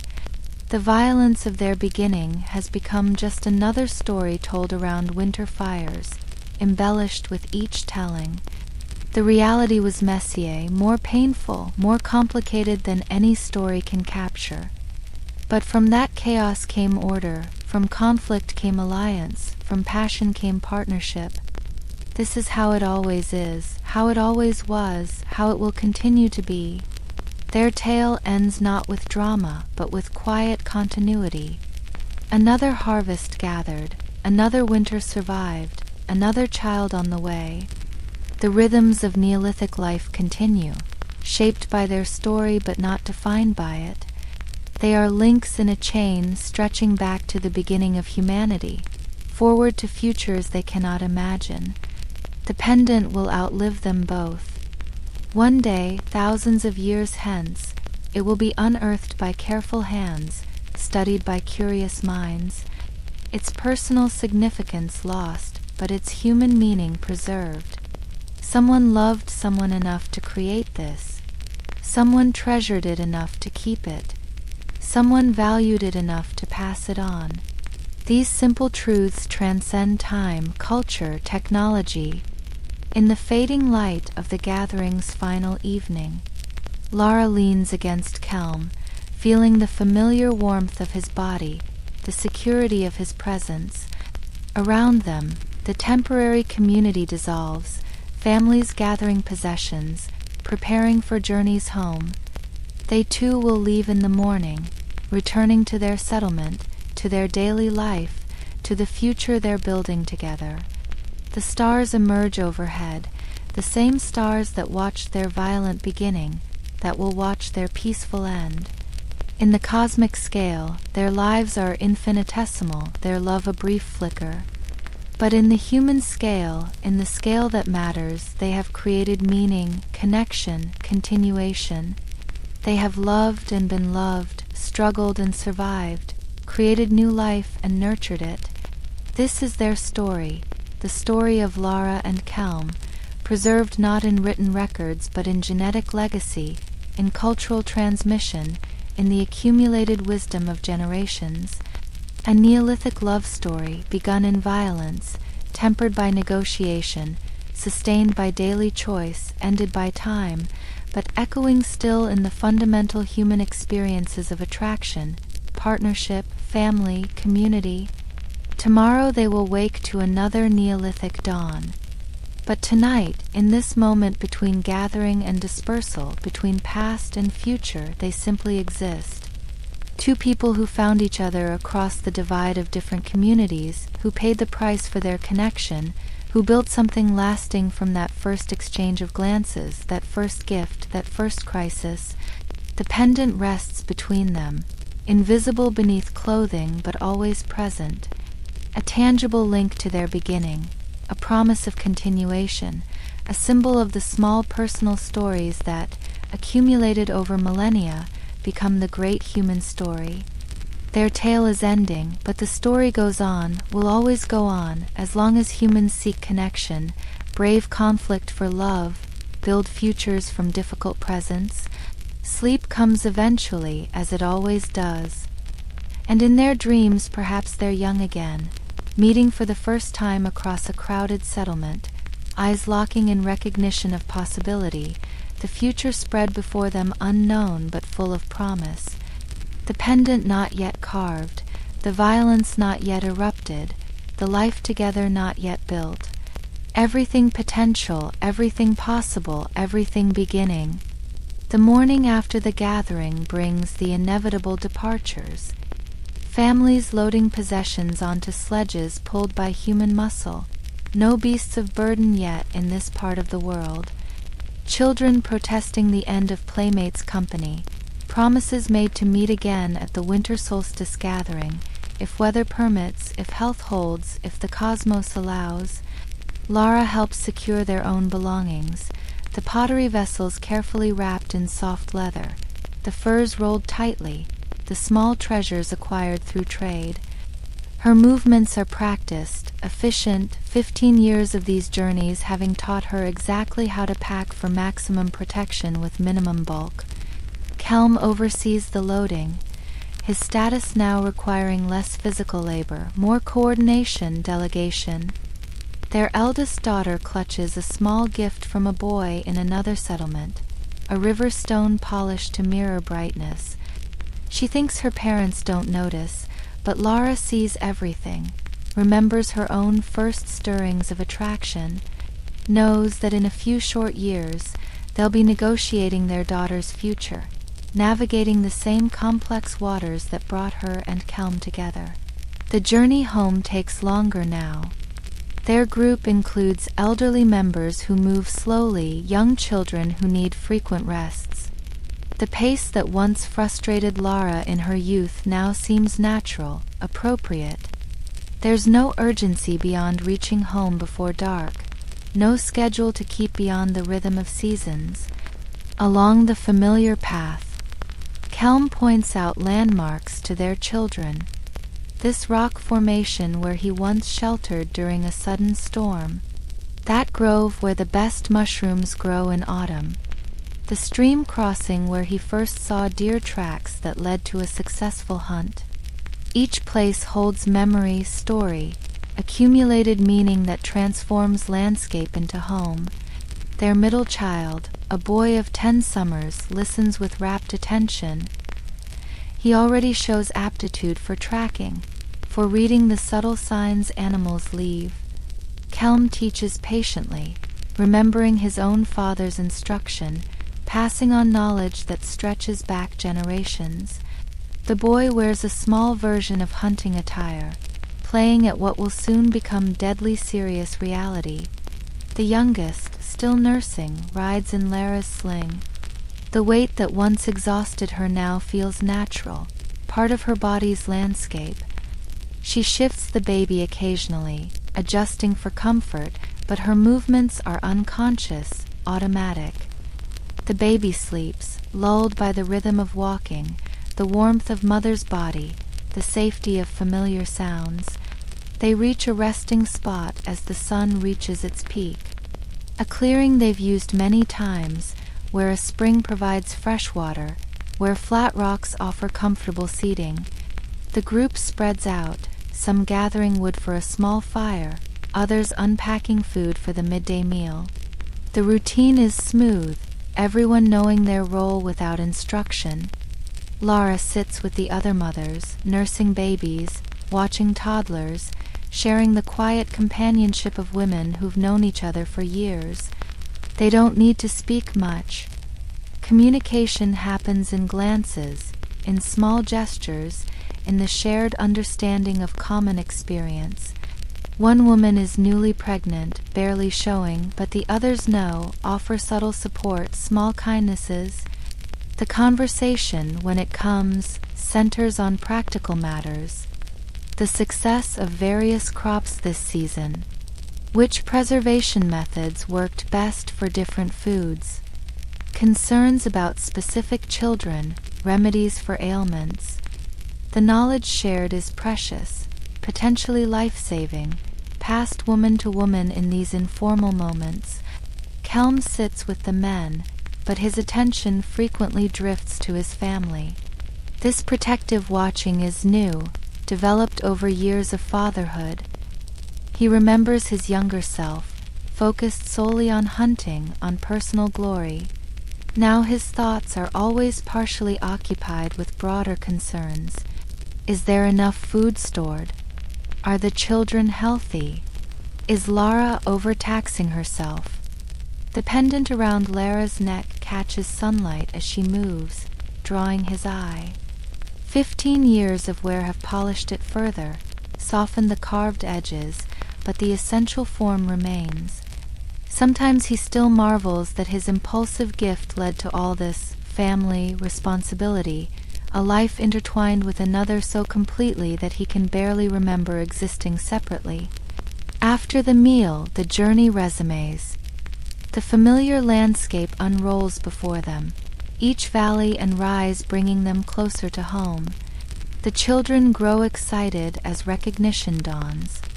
They know that tree, that rock formation, that bend in the path. Home is near with all its comforts and constraints. The settlement appears as the sun angles toward evening.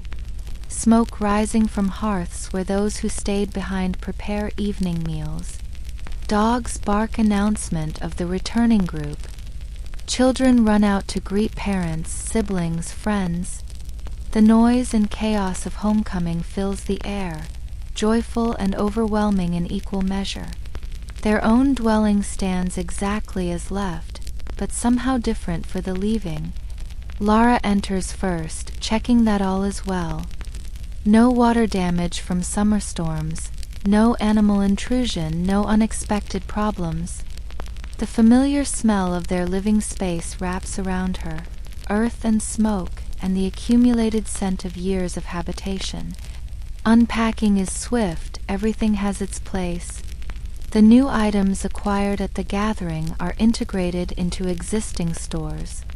The pottery vessels return to their spots, the furs to their pegs, the traded goods to storage areas. Within an hour, it's as if they never left, except for the subtle changes, new objects, new stories, new connections. That night, as the settlement settles into routine, Lara and Kelm lie together on their familiar furs. The children sleep nearby, tired from travel, processing the experiences of the gathering in dreams. The baby nurses drowsily, making small sounds of contentment. These quiet moments are when Lara feels the weight of time most strongly. She remembers lying in this same spot as a new bride, terrified and exhilarated, everything unknown. Now the space is mapped by years of habitation. That mark on the wall from when their son threw a toy in anger. The patched spot in the roof where rain once leaked. The smooth depression in the earth where they sleep, worn by years of bodies finding the same position.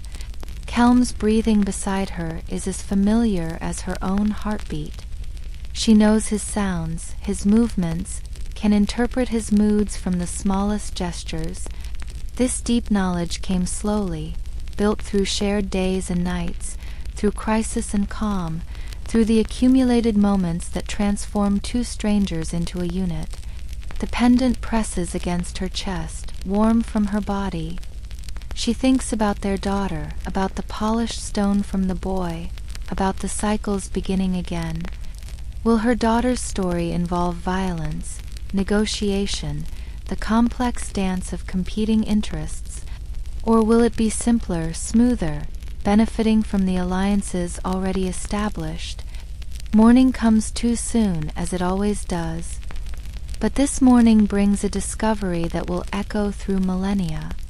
Kelm rises early to check the storage areas, ensuring everything survived the absence intact. In the corner where they keep special items, wrapped carefully in leather, he finds something unexpected. A small figure carved from soft stone, placed deliberately where they would find it. The carving shows a family, 2 adults, 3 children, rendered in simple but recognizable form. Someone entered their dwelling while they were gone, not to take but to give. The implications ripple through Kelm's mind as he holds the object. He brings it to Lara, who studies it with growing recognition.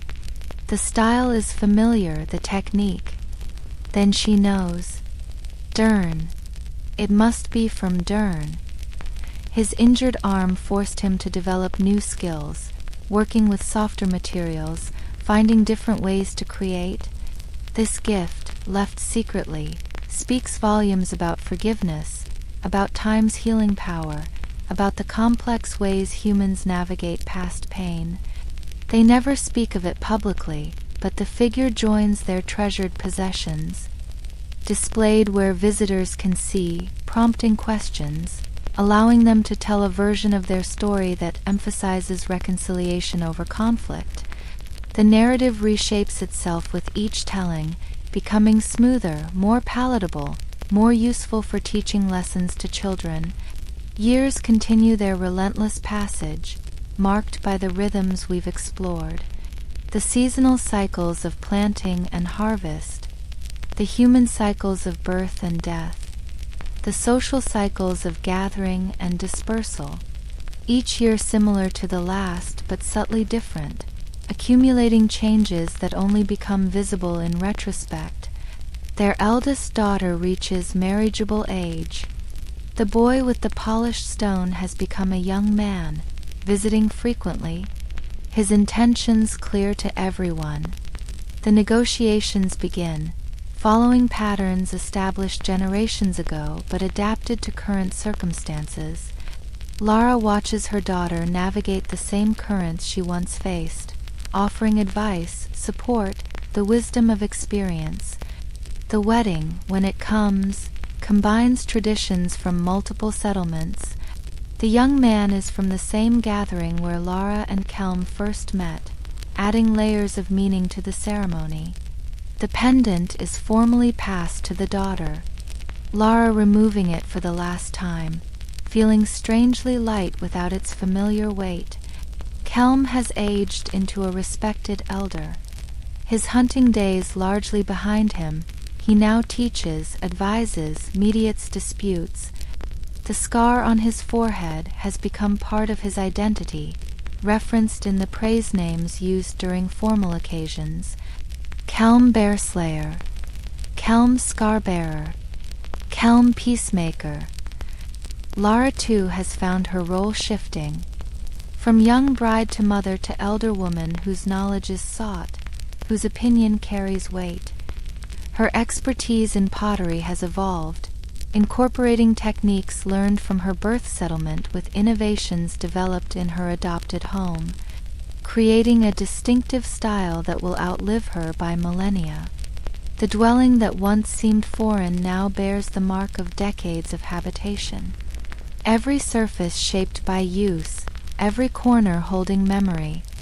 The hearth where she learned to cook local dishes, the workspace where she taught her daughters pottery, the sleeping area where children were conceived, born, nursed through illness, taught the lessons of living.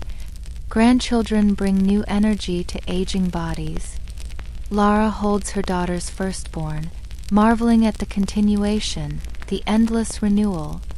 The baby grasps her finger with surprising strength, unaware of the history contained in that weathered hand, the clay shaped, the children raised, the life fully lived. But time, which seemed so abundant in youth, now feels precious, finite. Kelm's cough during winter doesn't fully fade with spring. Lara's joints protest the movements that once came easily. They don't speak of it, but both know their story is entering its final chapters. It's during another summer gathering, perhaps the 30th they've attended together, that the full arc of their story becomes visible. They sit with other elders, watching the young people dance, negotiate, fight, make peace. The patterns repeat endlessly, only the faces change. A young couple passes, the boy clearly besotted, the girl maintaining appropriate reserve. They carry the same energy Lara and Kelm once embodied, the same potential for joy and sorrow, for conflict and resolution. The elders exchange knowing looks, remembering their own youth, their own passion, their own journey from desire to domesticity. That night, in the temporary shelter at the gathering, Lara and Kelm lie close, conserving warmth their bodies no longer generate as easily. They don't need words. The shared decades speak silently. Every compromise made, every crisis weathered, every small triumph celebrated, woven into a tapestry of partnership. The pendant now hangs around their granddaughter's neck, its origin story already mutating, becoming legend. In her version, her grandparents' love was fated, written in the stars, the violence minimized, the negotiations glossed over, the daily reality transformed into something more palatable, more romantic, less true but perhaps more useful. When autumn comes, they know it will be their last journey to this gathering place. The distance has become too great, the bodies too frail. They say farewells knowing they're final, embracing friends and rivals alike. Even Dern, now equally aged, equally marked by time's passage, the reconciliation complete in the only way that matters, through survival, through living past the hurt. The journey home is slow, painful, each rest longer than the last. Their children hover, concerned, but Lara and Kelm maintain dignity, completing the journey through will alone, arriving at their settlement as the first winter storms threaten. Home, truly home, never to leave again. Winter is harsh, as winters are, but surrounded by family, by the accumulated warmth of community, they endure. Stories are told through the long evenings, their story among them, but transformed, mythologized, becoming teaching tool rather than lived experience. They listen, sometimes correcting, more often letting the changes stand, understanding that stories serve the living, not the dead. When spring arrives, Kelm doesn't see it. His cough finally claims him during the muddy season, when bodies are weakest, when the stored food runs low, when hope seems furthest away. Lara holds him through the final night, their children maintaining vigil, the community gathering to witness another passage. The burial follows customs ancient even in their time. Kelm's body placed carefully, formally, with goods for the afterlife. His best hunting tools despite their obsolescence. The bear fur from their wedding still serviceable after all these years. Small offerings from community members, acknowledging his contributions, his status, his humanity. Lara lives another season, long enough to see new grandchildren born, to pass on final pieces of knowledge, to prepare her daughters for their own eventual elderhood. When her time comes, it's gentler, a gradual fading rather than sudden crisis. She dies holding the carving dern left, that symbol of reconciliation, of time's power to transform pain into peace. The archaeological record will preserve fragments, their skeletons showing the wear of hard lives, the markers of childbirth, the evidence of healed injuries. Some pottery distinctive in style, bridging traditions. A few tools well made, long used. And somewhere, separated by the chaos of millennia, a pendant carved with patience, given with hope, worn with love. Future archaeologists will speculate. DNA analysis will reveal familial connections. Isotope studies will track movement between settlements. The bare facts of their lives will emerge: diet, health, age at death, number of children. But the essence, the daily reality, the emotional truth, remains elusive, hidden in the gaps between artifacts. What survives in the ground tells only part of the story. The violence of their meeting, the negotiations of their joining, the patience of their partnership, the pain of their parting. These human elements decay faster than bone, than stone, than fired clay. Yet they're the most important parts, the pieces that matter. Their descendants carry forward genetic material, mingled, combined, diluted through generations but never entirely lost. In distant futures, in places unimaginable to Neolithic minds, people will carry traces of Lara and Kelm, unknown, unacknowledged but real. The ultimate immortality, written not in stone but in DNA. The settlement continues after their passing. New families occupy their dwelling. New hands work the clay, new voices tell the stories. The specific memories fade within a generation, replaced by general reverence for the ancestors. But the impacts remain. The alliances forged, the techniques developed, the children raised to adulthood. This is how human history truly unfolds. Not in the grand gestures preserved in monuments, but in the accumulation of ordinary lives. Each generation building on the last, each family contributing their small part, each love story adding another thread to the vast tapestry of human experience. Lara and Kelm were not exceptional. Their story, dramatic as it seemed to them, was repeated countless times across the Neolithic world.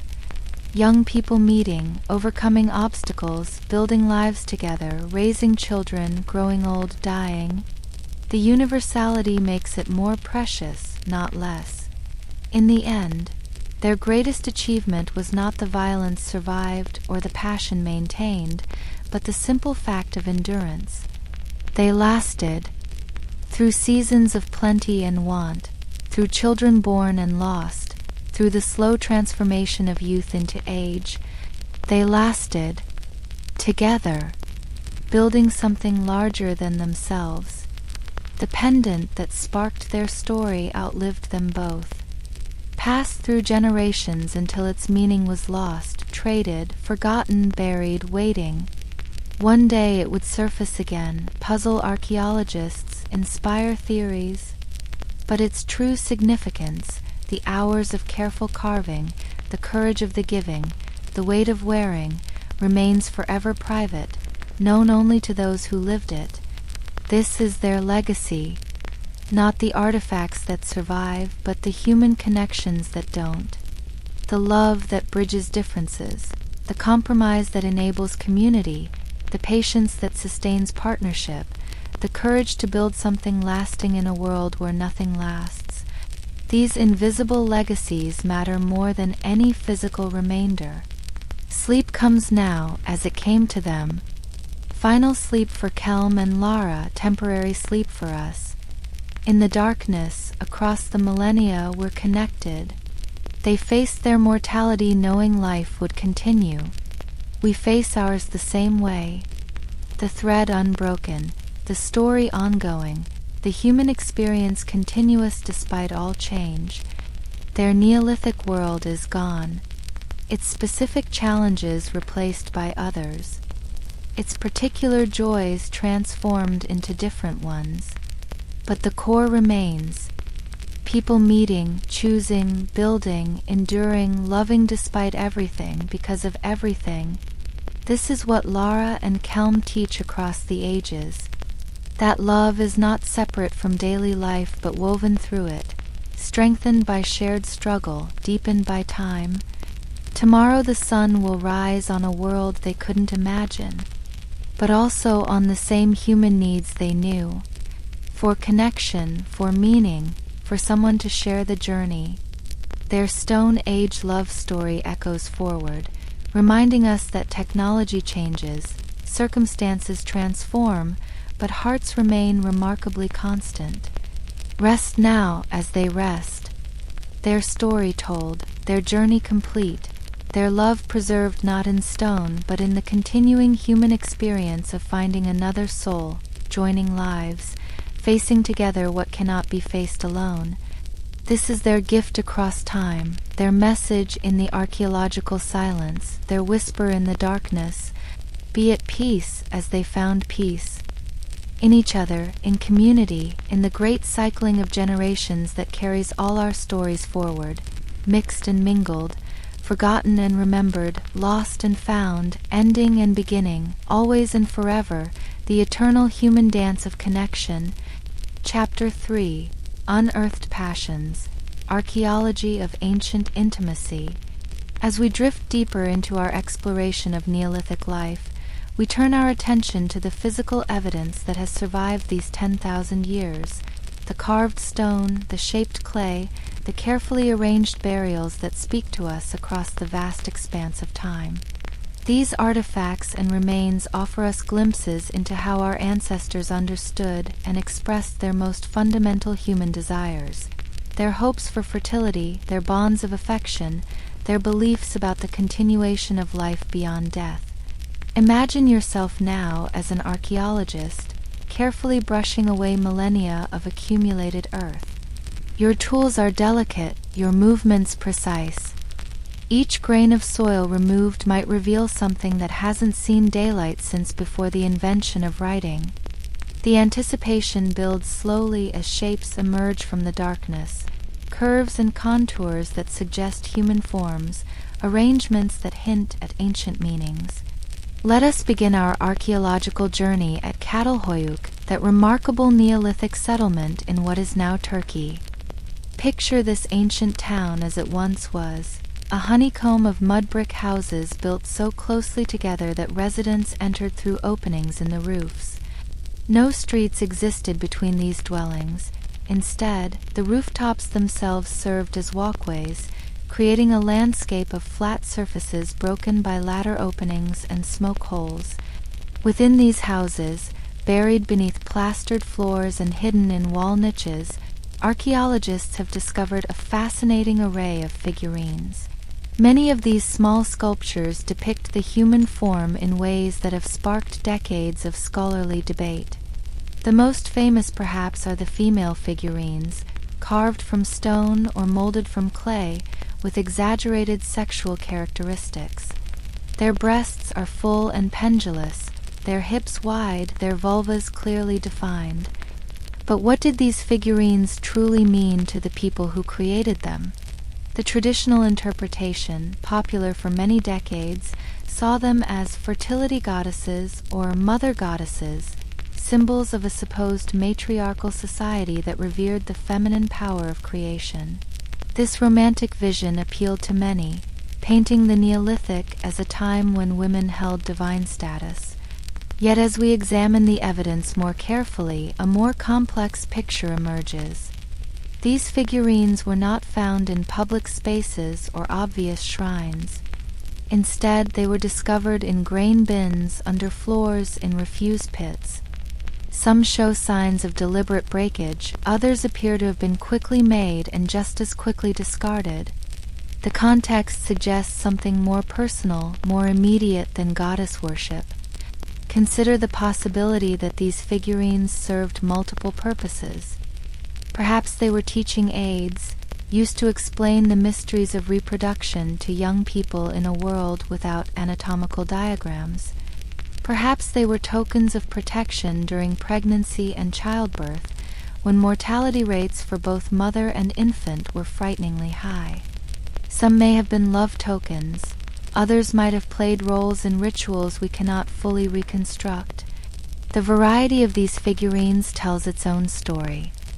While the voluptuous female forms capture our attention, Çatalhöyük has also yielded figurines of men, of animals, of ambiguous or dual-gendered beings.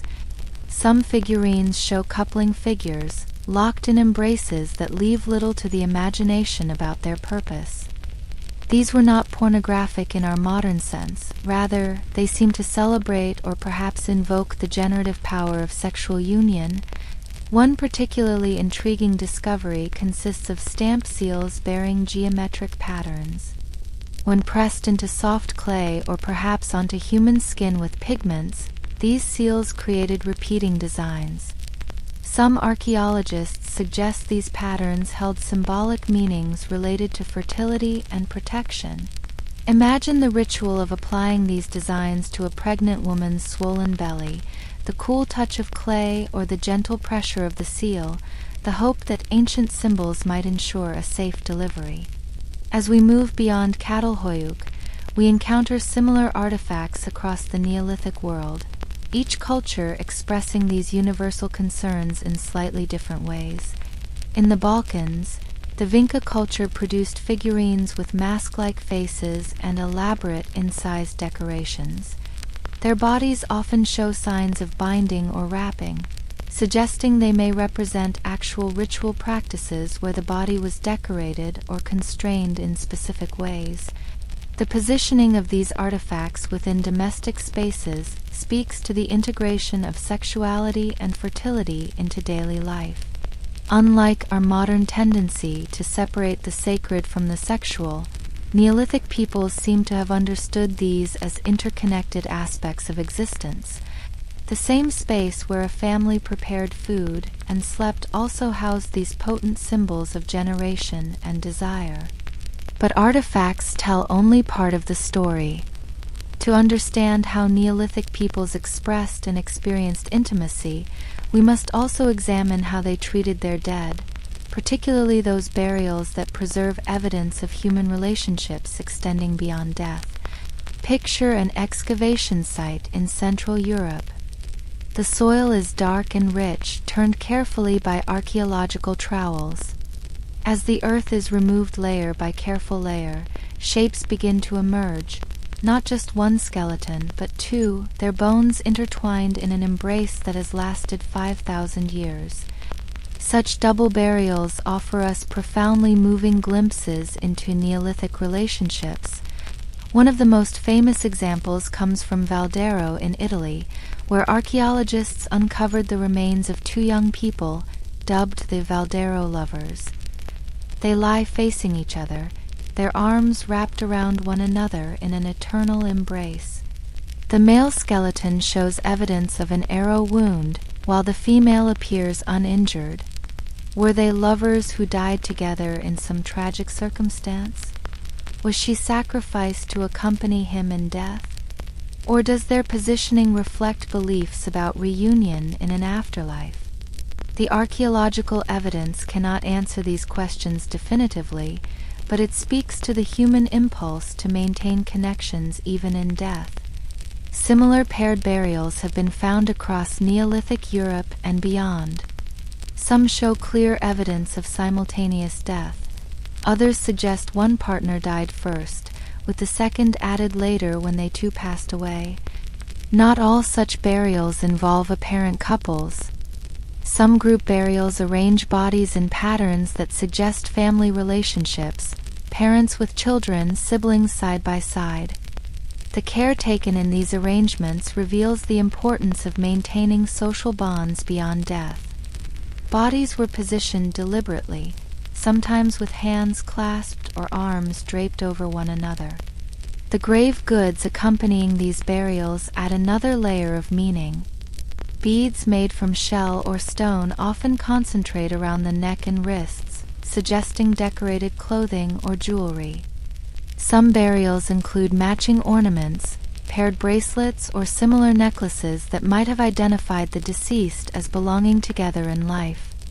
These small touches humanize our ancient ancestors, showing us that they too used material objects to express and strengthen social bonds. But we must be careful not to project our own romantic notions onto these ancient remains. What appears to us as a loving embrace might have held different meanings in Neolithic culture. Perhaps some positioning reflected beliefs about protecting the dead from malevolent spirits. Perhaps the embraces were meant to ensure the deceased would find each other in whatever afterlife they envisioned. Consider the burial discovered at Dolní Věstonice in the Czech Republic, dating to the Upper Paleolithic, but showing practices that continued into the Neolithic. 3 young individuals were buried together, a female flanked by 2 males.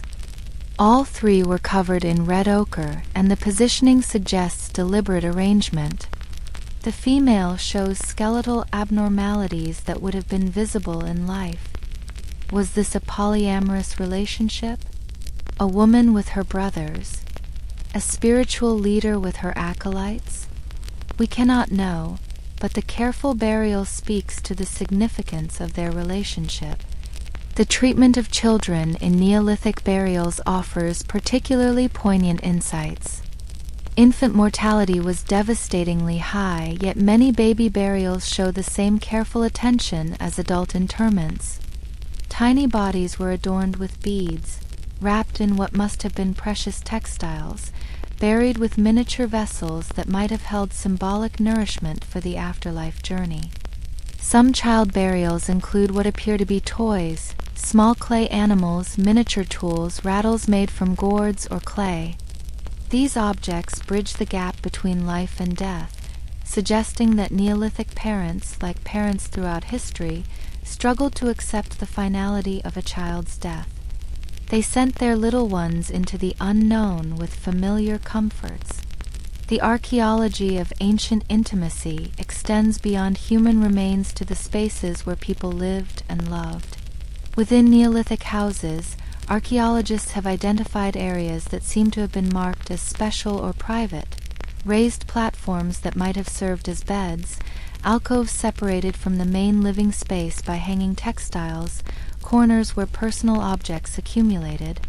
At Skara Brae in Orkney, Scotland, the remarkable preservation of stone furniture allows us to glimpse Neolithic domestic arrangements with unusual clarity.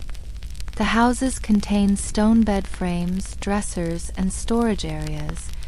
The beds were likely filled with heather or straw and covered with animal skins. Some beds are larger than others, possibly distinguishing adult from child sleeping areas, or perhaps indicating status differences within the household. The arrangement of these sleeping areas within the broader house plan suggests some attempt at creating privacy, even within the confined spaces of Neolithic dwellings. Beds were often positioned in alcoves or behind partial walls. Perhaps curtains of hide or woven material provided additional screening. These architectural choices hint at an understanding that certain activities required seclusion from the broader household. But privacy as we understand it remained largely foreign to Neolithic life. The sounds of intimacy, the rustling of bedding, the whispered endearments, the rhythmic movements of coupling, would have been as familiar as the crying of babies or the snoring of elders. Children grew up with an unvarnished understanding of adult relationships simply through proximity. This openness extended to bodily functions that we now consider deeply private. Menstruation, pregnancy, childbirth all occurred within the communal space of the home. Archaeological evidence for menstrual management is scarce, but ethnographic parallels suggest women might have used moss, grasses, or specially designated cloths during their monthly bleeding. The disposal of these materials has left little trace, but occasionally archaeologists find deposits that might represent ritual disposal of items associated with female fertility cycles. The management of pregnancy and childbirth in Neolithic communities represents another intersection of the intimate and communal.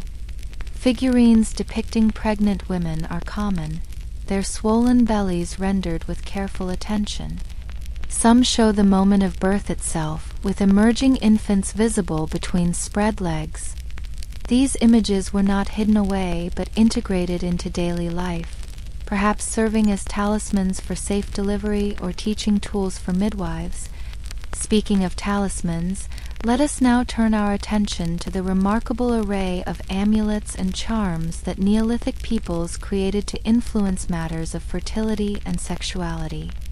These objects, small enough to hold in the palm of your hand, carried enormous symbolic weight for their users. Picture a small stone, naturally shaped by water into a form suggesting female genitalia. Such stones, called portable vulvas by some archaeologists, have been found across Europe. Their surfaces are often polished smooth from handling, suggesting they were touched repeatedly, perhaps rubbed for luck or fertility. Some show traces of red ochre, linking them to the broader Neolithic practice of using this iron-rich pigment in ritual contexts. Other fertility amulets take more abstract forms. Cowrie shells, with their natural resemblance to vulvas, were traded across vast distances and often found in burials, particularly burials of women of childbearing age. The effort required to obtain these shells, transported from distant seas to inland settlements, speaks to their perceived power. Phallic amulets also appear in the archaeological record, though less frequently than vulvar symbols. These range from naturally suggestive stones to deliberately carved representations. Some are quite explicit, others more stylized. They appear in various contexts, buried in fields perhaps to ensure good harvests, placed in houses possibly for protection or fertility, worn on the body as pendants. The stone circles and standing stones that began to appear in the later Neolithic have also been interpreted through the lens of fertility symbolism. While we must be cautious about seeing sexual imagery everywhere, some monuments do seem to deliberately evoke male and female principles. Paired stones of different shapes, holes and passages that might represent birth canals, arrangements that frame the rising sun at significant times of year. Consider the passage tombs of Ireland and Scotland, where narrow corridors lead to central chambers. During winter solstice, sunlight penetrates these passages, illuminating the inner chamber in what many interpret as a symbolic fertilization of the earth. The builders of these monuments understood the movements of celestial bodies and incorporated this knowledge into structures that may have served both as tombs and as sites for fertility rituals. But not all Neolithic symbolic objects related to fertility and sexuality were made of durable materials. We must imagine a rich world of organic amulets that have not survived, pouches of herbs believed to enhance fertility or prevent conception, wooden carvings polished smooth with handling, textile charms embroidered with meaningful patterns. The absence of these objects from the archaeological record does not diminish their likely importance in daily life. The production and use of these various amulets and talismans would have been accompanied by words, incantations, prayers, stories that gave meaning to the objects. While these verbal traditions are lost to us, we can see their echoes in later folklore about fertility and protection. The belief in the power of certain stones, the significance of particular plants, the importance of specific times and places for conception, these ideas have deep roots that likely extend back to the Neolithic. Archaeological evidence also reveals how Neolithic peoples understood and managed the consequences of sexual activity. Botanical remains from various sites include plants known from historical sources to affect fertility. Wild carrot seeds, pennyroyal, and other herbs that might have been used as contraceptives or abortifacients. The knowledge of such plants and their proper preparation would have been closely guarded, passed from woman to woman through generations.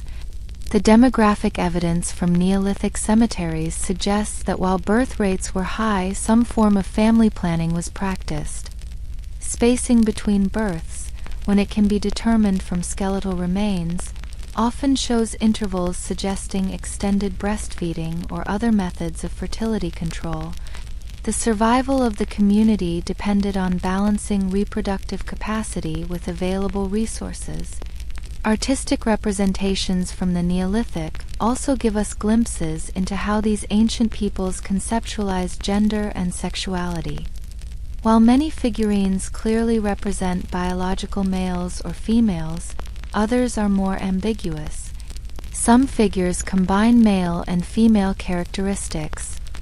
Others seem deliberately neutral, their gender unmarked or fluid. These ambiguous figures challenge our modern tendency to see gender as strictly binary.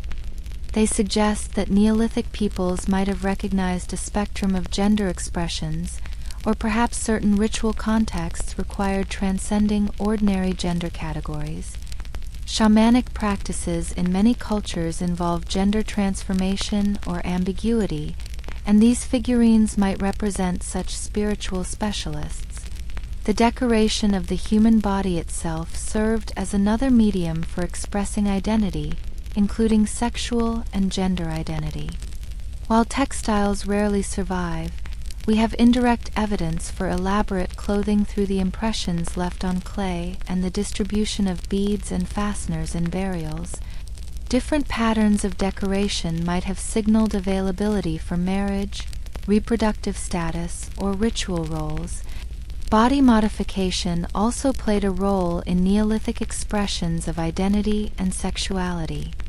Evidence for tattooing appears in some regions, with preserved skin showing geometric patterns. Scarification might have marked important life transitions including puberty and marriage. Dental modifications, filing or removal of certain teeth, appear in some populations and might have held social or sexual significance. The archaeological record also preserves evidence of the darker aspects of Neolithic sexuality and relationships. Skeletal remains sometimes show evidence of interpersonal violence, skull fractures consistent with blows, defensive wounds on arm bones, projectile points embedded in bone. While we cannot always determine the motivations behind such violence, some cases likely stemmed from sexual jealousy, disputes over partners, or forced relationships. The practice of bride capture or raiding for wives, suggested by genetic studies showing greater female than male mobility in some regions, would have involved violence and coercion. Young women taken from their birth communities faced the trauma of separation from family and forced integration into new social groups.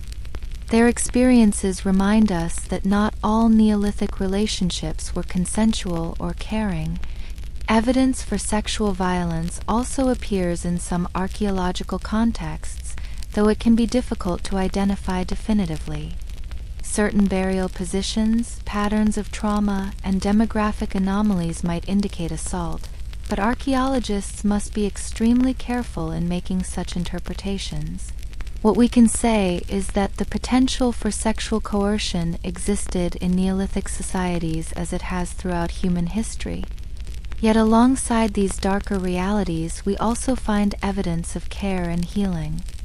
Skeletal remains show that individuals who suffered disabling injuries or illnesses were often cared for over extended periods. This care would have included assistance with basic bodily functions, feeding, and comfort. The intimacy required for such caregiving speaks to strong social bonds and commitment to community members. The treatment of individuals with visible differences or disabilities in Neolithic burials varies considerably.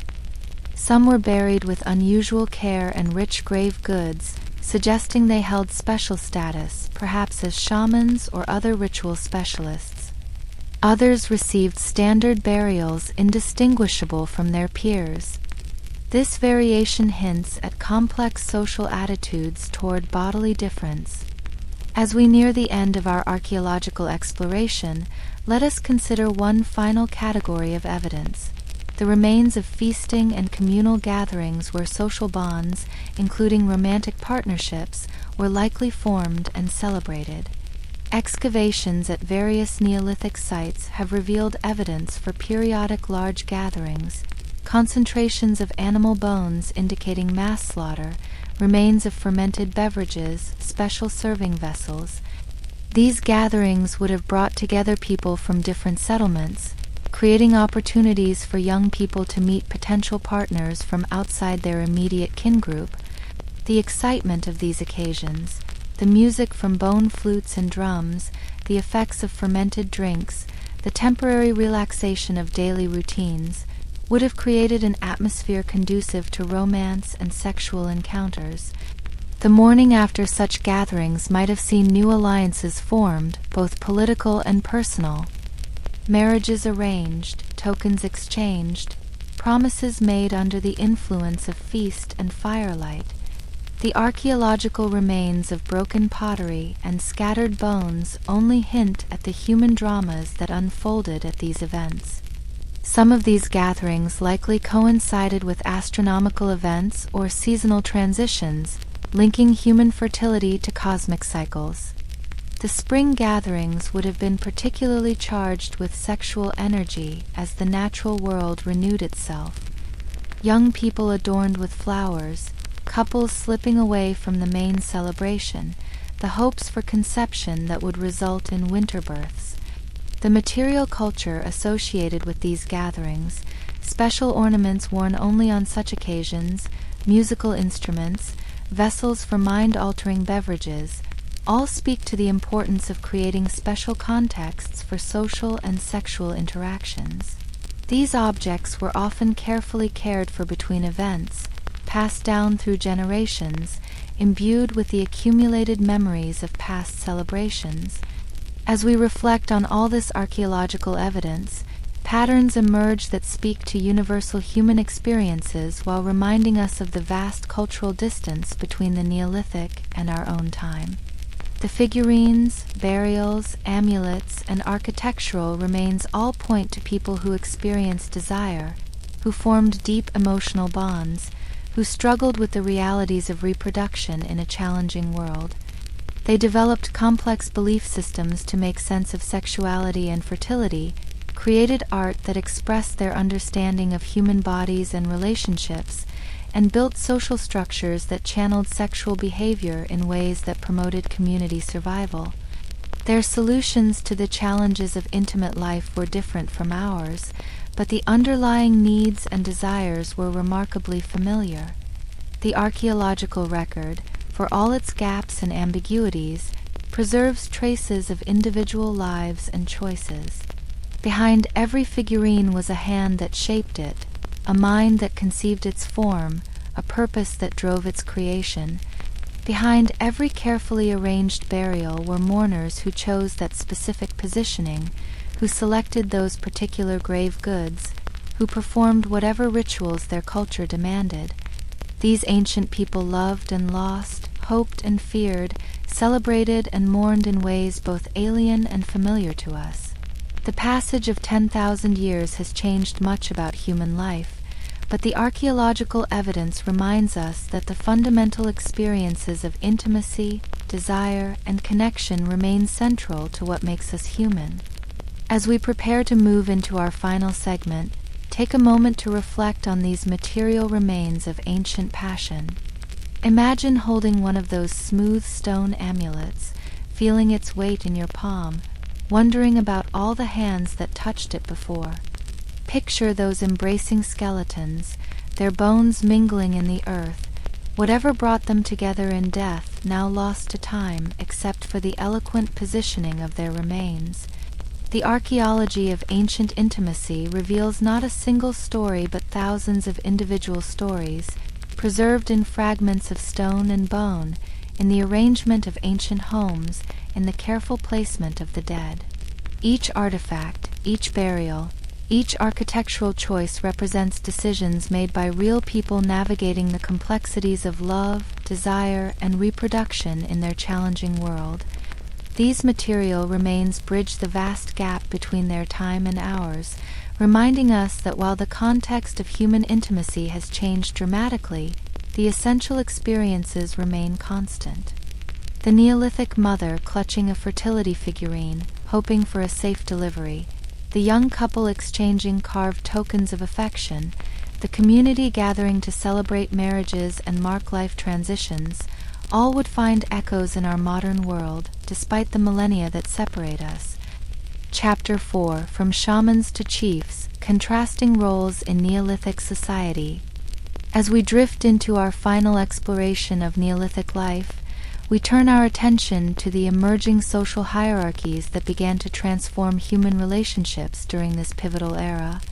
The egalitarian bands of hunter-gatherers were slowly giving way to more complex societies, where some individuals wielded greater power, controlled more resources, and enjoyed privileges denied to others. This transformation profoundly affected every aspect of life, including the most intimate. Picture a Neolithic village as the sun sets behind distant hills. Most inhabitants are settling in for the night in their modest dwellings, but in one larger structure, preparations for a different kind of evening are underway. This is the house of the headman, the chief, the one who speaks for the village in matters of trade and war. His dwelling stands slightly apart from the others, its walls thicker, its roof higher, its interior divided into multiple rooms. The emergence of social stratification in the Neolithic represents one of humanity's most significant transformations. For hundreds of thousands of years, our ancestors had lived in relatively egalitarian groups where resources were shared and no individual held permanent power over others. But as communities settled and populations grew, as agricultural surpluses allowed some to accumulate wealth, new forms of social organization emerged. These early elites, we might call them chiefs, though their power was far more limited than later rulers, began to distinguish themselves through various means. They controlled the distribution of resources, mediated disputes, led religious ceremonies, and perhaps most significantly for our story, they began to exert control over reproduction and sexual access. The archaeological evidence for these emerging elites comes from multiple sources. Their burials are richer, containing items of exotic materials that speak to long-distance trade networks, jade axes, obsidian blades, shells from distant seas. Their bodies often show less evidence of the hard physical labor that marked the skeletons of common farmers. Their teeth reveal diets richer in meat and other high-status foods. But how did this elevated status translate into intimate life? Let us first consider the most obvious advantage, the ability to attract and support multiple partners. While monogamy or serial monogamy seems to have been the norm for most Neolithic people, emerging elites had the resources to maintain larger households. Imagine the chief's compound on an ordinary evening. In the main room, his primary wife oversees the preparation of the evening meal. She wears ornaments that mark her status, necklaces of carved bone, bracelets of polished stone. Her position is secure, her children recognized as the chief's heirs. But she is not alone in serving the chief's intimate needs. In another room, a younger woman nurses an infant. She came to the household as part of an alliance between villages, not quite a wife, but more than a servant. Her presence here cements political relationships while also providing the chief with additional offspring. The politics of reproduction have become entangled with the politics of power. The genetic evidence from ancient DNA supports this picture of differential reproductive success. Studies of Y chromosome lineages from the Neolithic show a dramatic reduction in male genetic diversity, suggesting that relatively few men were fathering a disproportionate number of children. This pattern, sometimes called the Neolithic Y chromosome bottleneck, indicates that social hierarchies were translating directly into reproductive advantages, but we must be careful not to imagine these early chiefs as despotic harems keepers in the style of later emperors. Their power was still limited by kinship obligations, community expectations, and the need to maintain social cohesion. A chief who too blatantly flouted sexual norms or monopolized too many women might find himself facing rebellion or abandonment as followers moved to other settlements. The management of these complex households required delicate negotiation. The primary wife often held considerable power, managing domestic affairs and potentially controlling access to her husband. Secondary wives or concubines occupied ambiguous positions, their status dependent on producing children, particularly sons. The potential for jealousy and conflict within these polygamous households was considerable. Archaeological evidence sometimes preserves hints of these tensions. At one site in Central Europe, excavators found what appears to be a high-status woman's burial that had been deliberately disturbed. Her grave goods scattered, some items removed. Was this the work of a jealous co-wife? The revenge of a spurned rival? We cannot know, but the deliberate violation of the burial speaks to intense emotions and social conflicts.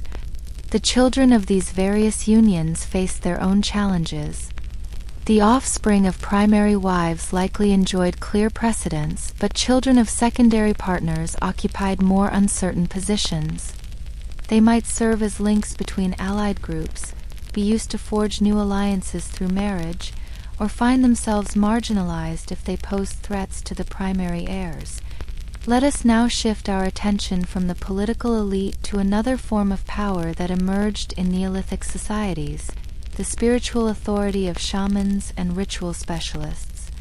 These individuals, who mediated between the human and spirit worlds, wielded a different but equally significant form of influence over intimate life. Picture a figure dressed in animal skins and adorned with antlers, dancing around a fire as drums beat rhythmically. This is the shaman in full ritual performance, their gender perhaps ambiguous, their normal identity subsumed into something otherworldly. The community watches in mingled awe and fear as the shaman enters a trance state, traveling to other realms to ensure fertility for crops, animals, and humans alike. The role of shamans in Neolithic society cannot be overstated. They were healers, storytellers, keepers of cultural memory, and crucially for our purposes, masters of fertility magic. Their knowledge encompassed the properties of plants that could enhance or prevent conception, the rituals that would ensure successful pregnancies, the ceremonies that marked life transitions. The archaeological evidence for shamanic practices includes burials with distinctive grave goods, headdresses made from deer skulls, collections of psychoactive plants, unusual assemblages of animal bones that might have served divinatory purposes. Some shamanic burials show physical peculiarities, individuals with congenital conditions that might have marked them as different from birth, destined for spiritual roles. The relationship between shamanic practice and sexuality was complex and multifaceted.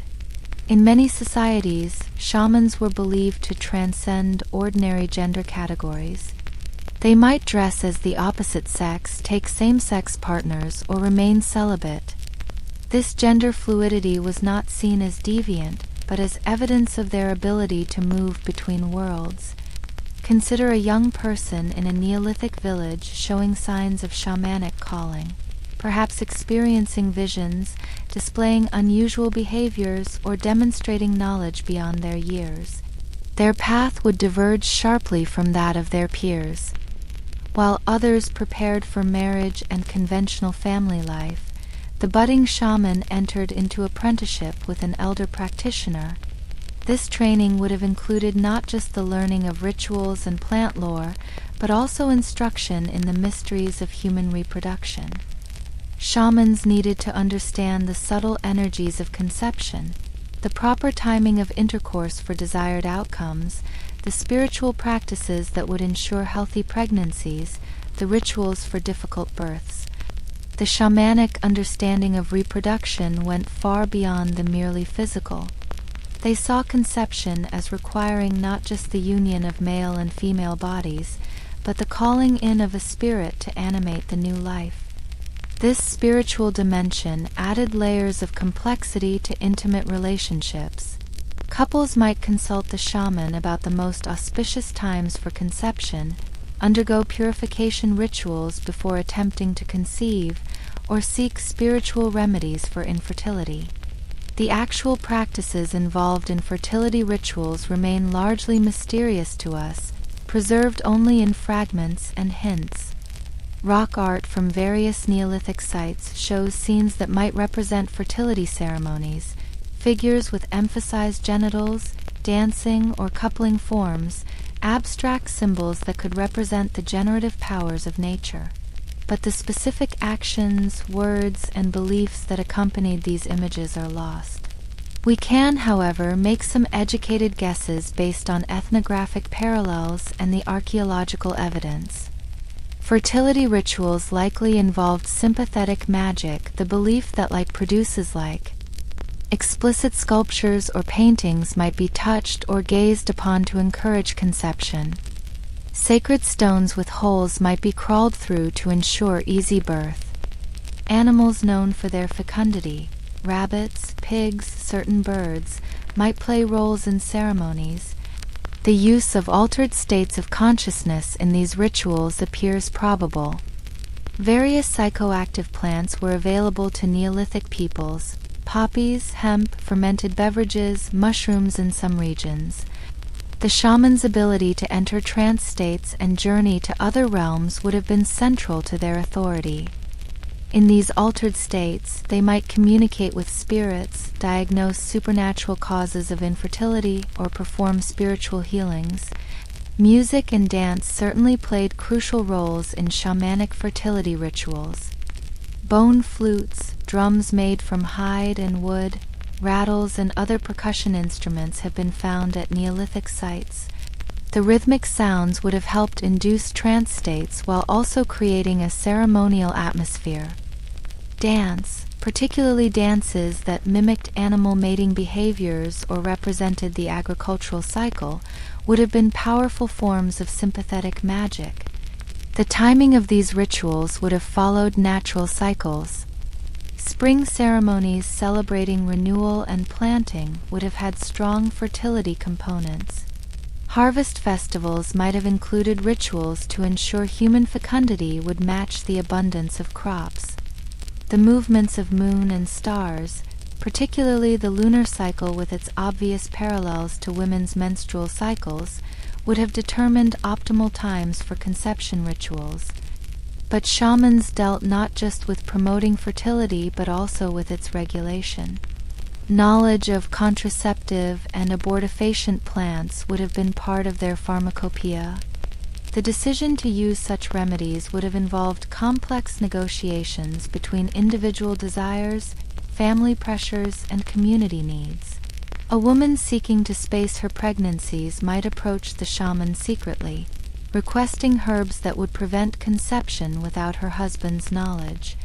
The shaman's hut itself would have been a liminal space where normal social rules might be suspended. People would come here with their most intimate problems: infertility, sexual dysfunction, troubled pregnancies, difficult relationships. The privacy of consultation with the shaman might have been one of the few contexts where individuals could speak freely about sexual matters. This therapeutic aspect of shamanic practice shouldn't be underestimated. In a world without formal medical knowledge, the shaman's ability to provide explanations for reproductive problems, even if those explanations involved spirits and curses rather than biology, would have been profoundly important. The rituals and remedies they prescribed, whether or not they had actual physiological effects, provided hope and a sense of agency. The shaman's own sexuality often stood outside normal categories. Some might have taken partners in ritual contexts who they would not have been permitted to approach in daily life. Sacred marriages between shamans and spirits were common beliefs, with human partners sometimes standing in for divine beings. These ritual couplings were understood to ensure fertility for the entire community. Now let us return to the world of the secular elite to examine how their daily lives differed from those of common people, particularly in matters of comfort, hygiene, and intimate opportunity. The advantages of high status extended beyond multiple partners to the basic conditions that made intimate life more pleasant. Picture the morning ablutions of a chief's wife.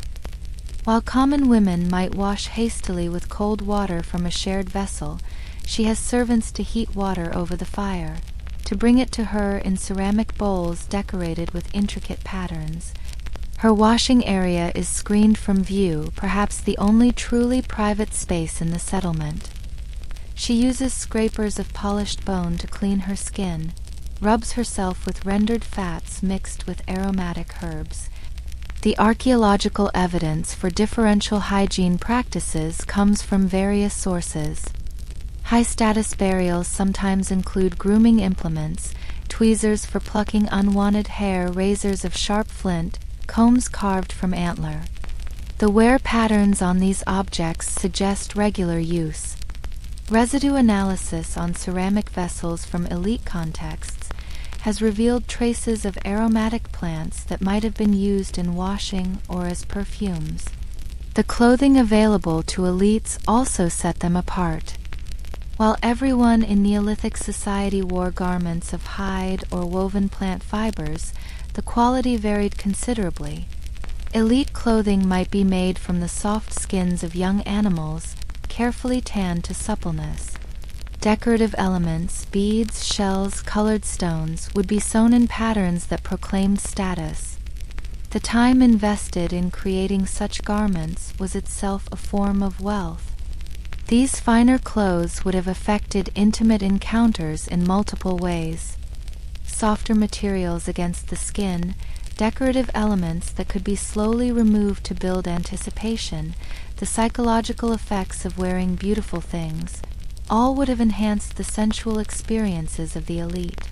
The rustling of beaded garments in the darkness, the smooth feel of well-tanned leather, the knowledge that one's partner was adorned in finery, these sensory details matter.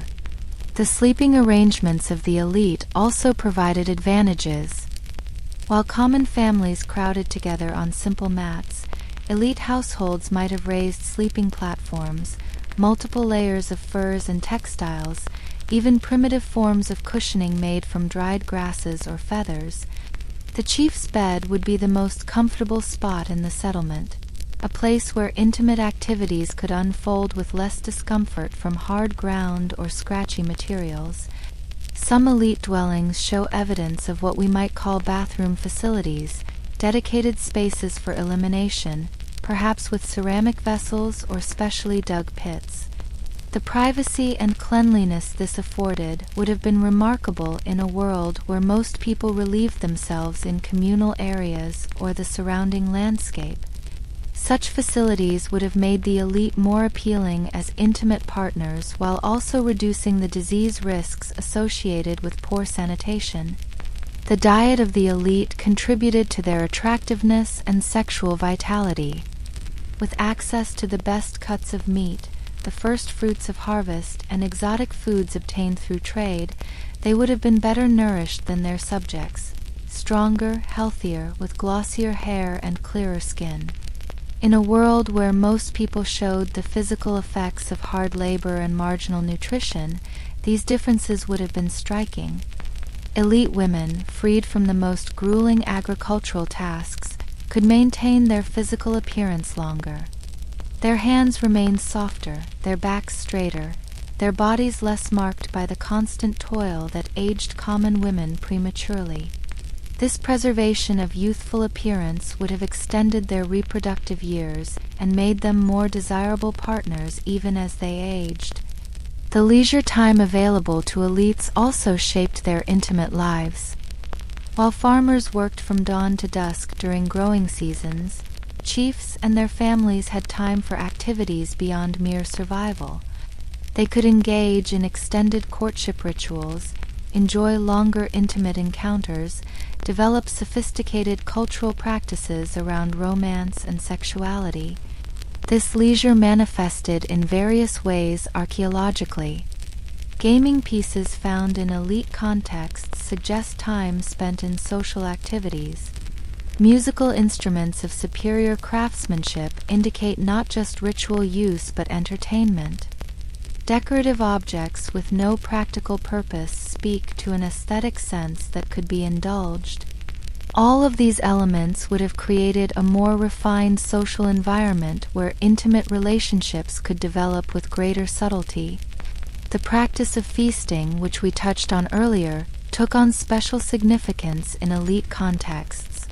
Chiefs hosted elaborate gatherings that served multiple purposes, displaying wealth, cementing alliances, and creating opportunities for matchmaking among the upper strata of society.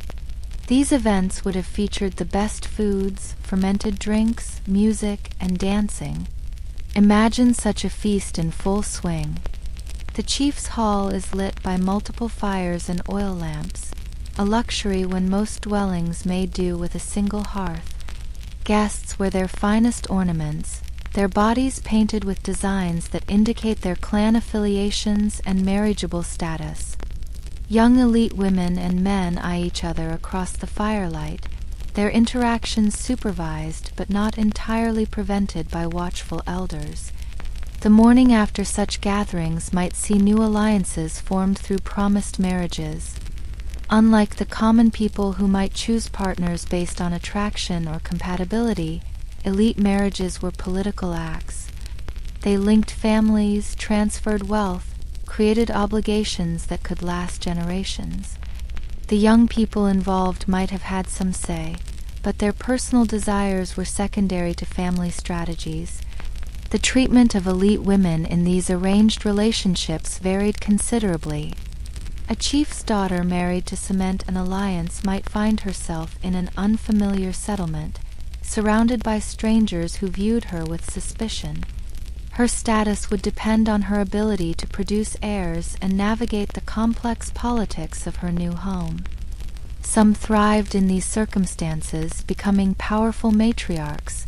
Others found themselves isolated and miserable. The question of sexual fidelity in elite marriages was complex. While women were generally expected to be faithful to ensure the legitimacy of heirs, men faced fewer restrictions. A chief might take lovers from among lower-status women without social condemnation, though he would need to be discreet to avoid conflicts. These relationships might be open secrets, with children from such unions acknowledged but holding lesser status. Elite women's extramarital activities, when they occurred, required much greater secrecy. The consequences of discovered infidelity could be severe: loss of status, exile, even death in some societies. Yet the archaeological and ethnographic records suggest that some elite women did take lovers, particularly in societies where they retained connections to their birth families and could call on protection. The intersection of religious and secular power added another dimension to elite sexuality.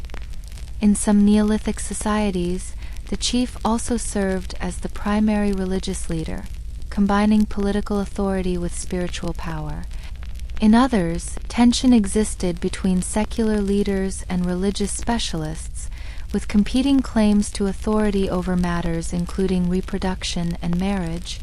Sacred kingship, where the chief's virility was seen as directly connected to the fertility of the land, appears to have existed in some Neolithic societies. The chief's ability to father children, particularly sons, demonstrated his fitness to rule. A chief who failed to reproduce might face challenges to his authority. His sexual potency became a matter of public concern, not private business. This pressure to demonstrate virility could lead to complicated situations. An aging or impotent chief might secretly arrange for another man to impregnate his wife, maintaining the fiction of his own potency. Or he might take increasingly younger wives in hopes of fathering children, creating tensions within his household as older wives were displaced. The seasonal cycles that governed agricultural life also affected elite sexuality. Spring planting and fall harvest were times of intense ritual activity, often with sexual components.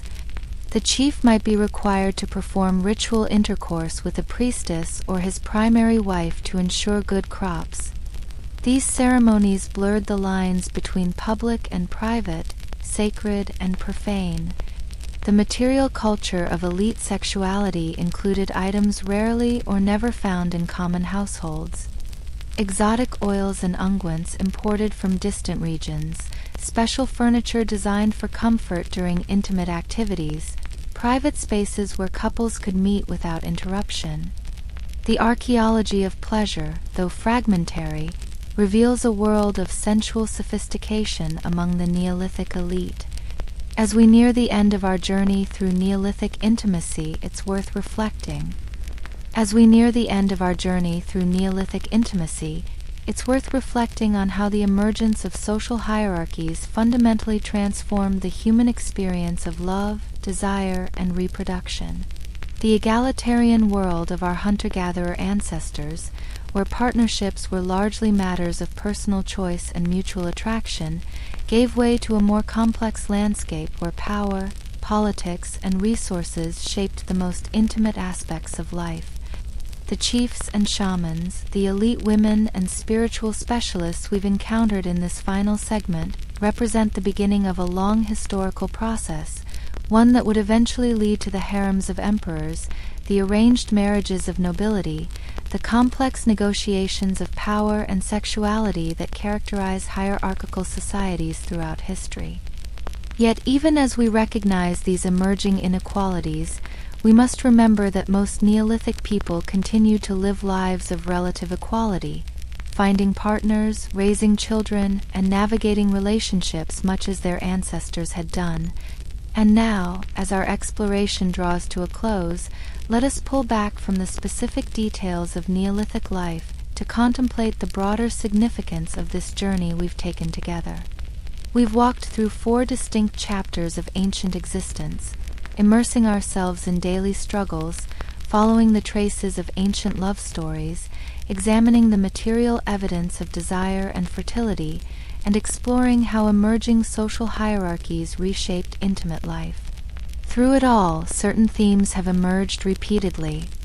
The constant presence of community in even the most private moments, the intertwining of survival and sexuality in ways foreign to our modern experience, the creative ways our ancestors found to express love and desire despite the harsh constraints of their world, the universality of human needs for connection, pleasure, and meaning, even in circumstances we would find unbearably difficult.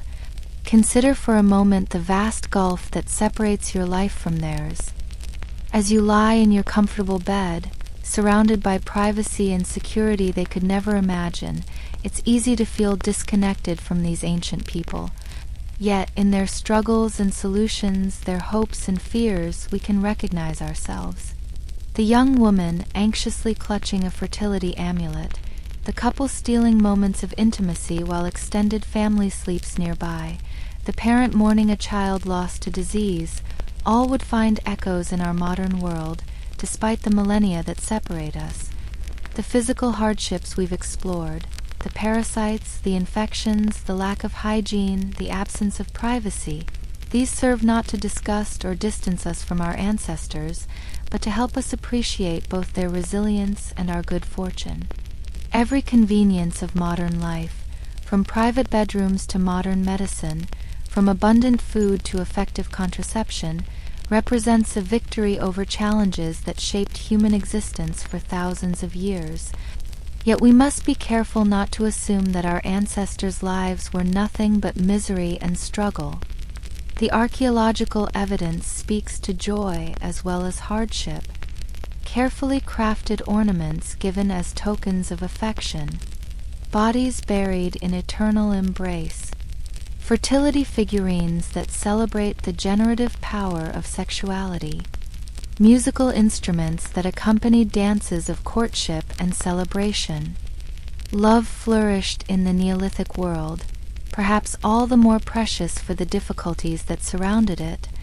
The sensory world we've reconstructed, the smells of unwashed bodies and smoky fires, the sounds of communal living, the feel of rough textiles and hard sleeping surfaces, these details matter because they shaped how people experienced their most intimate moments. Yet humans are remarkably adaptable. What seems unbearable to us was simply normal to them, and within that normalcy they found ways to create beauty, pleasure, and meaning.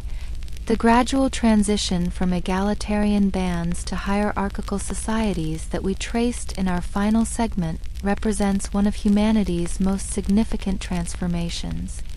The emergence of chiefs who could support multiple partners, shamans who controlled fertility knowledge, elites who enjoyed material comforts denied to others. These developments would shape human sexuality and relationships for millennia to come. Yet even as inequality emerged, most people continued to find partners, form families, and experience love in ways their ancestors would have recognized. As you drift toward sleep, let these ancient lives settle gently in your mind, not as cautionary tales or primitive curiosities, but as part of the vast human story of which you too are a part. Every challenge they faced, every solution they developed, every moment of tenderness they shared despite the hardships, all of these contributed to the long chain of generations that leads to us. Think of the fertility figurines we discussed, carved with such care by unknown hands. The person who shaped that clay or stone was expressing hopes and fears that remain familiar. The desire for healthy children, the anxiety about pregnancy and birth, the celebration of the body's generative power. Though separated by 10,000 years, we can understand the impulse that drove their creation. Consider the coupled burials, those ancient lovers arranged in eternal embrace. Whatever beliefs prompted their positioning, whether hope for reunion in an afterlife, protection against malevolent spirits, or simply the human inability to accept the finality of separation, speak to emotions we still feel. Love persists beyond death in memory and mourning, and these ancient people felt that continuity just as we do. Remember the young people at seasonal gatherings, adorned in their finest ornaments, eyeing potential partners across the firelight. The flutter of attraction, the nervous excitement of first conversations, the negotiations between desire and social expectations, these experiences transcend time and culture. The specific rules and rituals differed, but the underlying emotions remain constant. The emergence of privacy in our modern world represents a transformation so complete we rarely consider its implications. The ability to close a door, to be alone with a chosen partner, to conduct intimate activities without observation, these are recent luxuries in human history. For the vast majority of our species' existence, privacy as we understand it simply didn't exist. Yet within those constraints, people found ways to connect, to experience pleasure, to create moments of intimacy. The knowledge systems we've explored, the shamanic understanding of fertility, the herbal remedies for pregnancy and its prevention, the rituals designed to ensure successful reproduction, represent thousands of years of accumulated wisdom. Though we now understand reproduction in biological terms unknown to our ancestors, their careful observations and creative solutions laid the groundwork for later medical knowledge. As you settle deeper into comfort, Appreciate the profound transformations that separate your world from theirs. The softness of your bedding, woven from materials they couldn't imagine. The climate control that maintains perfect temperature regardless of season. The knowledge that medical help exists for pregnancy complications, infections, and the 1,000 dangers that threaten Neolithic lives. These are not just conveniences but revolutions in human experience. Yet for all our advantages, we might ask what we've lost in the transition to modernity. The deep integration into natural cycles that governed Neolithic life. The unquestioned support of extended family and community. The acceptance of bodily realities that we now hide and sanitize.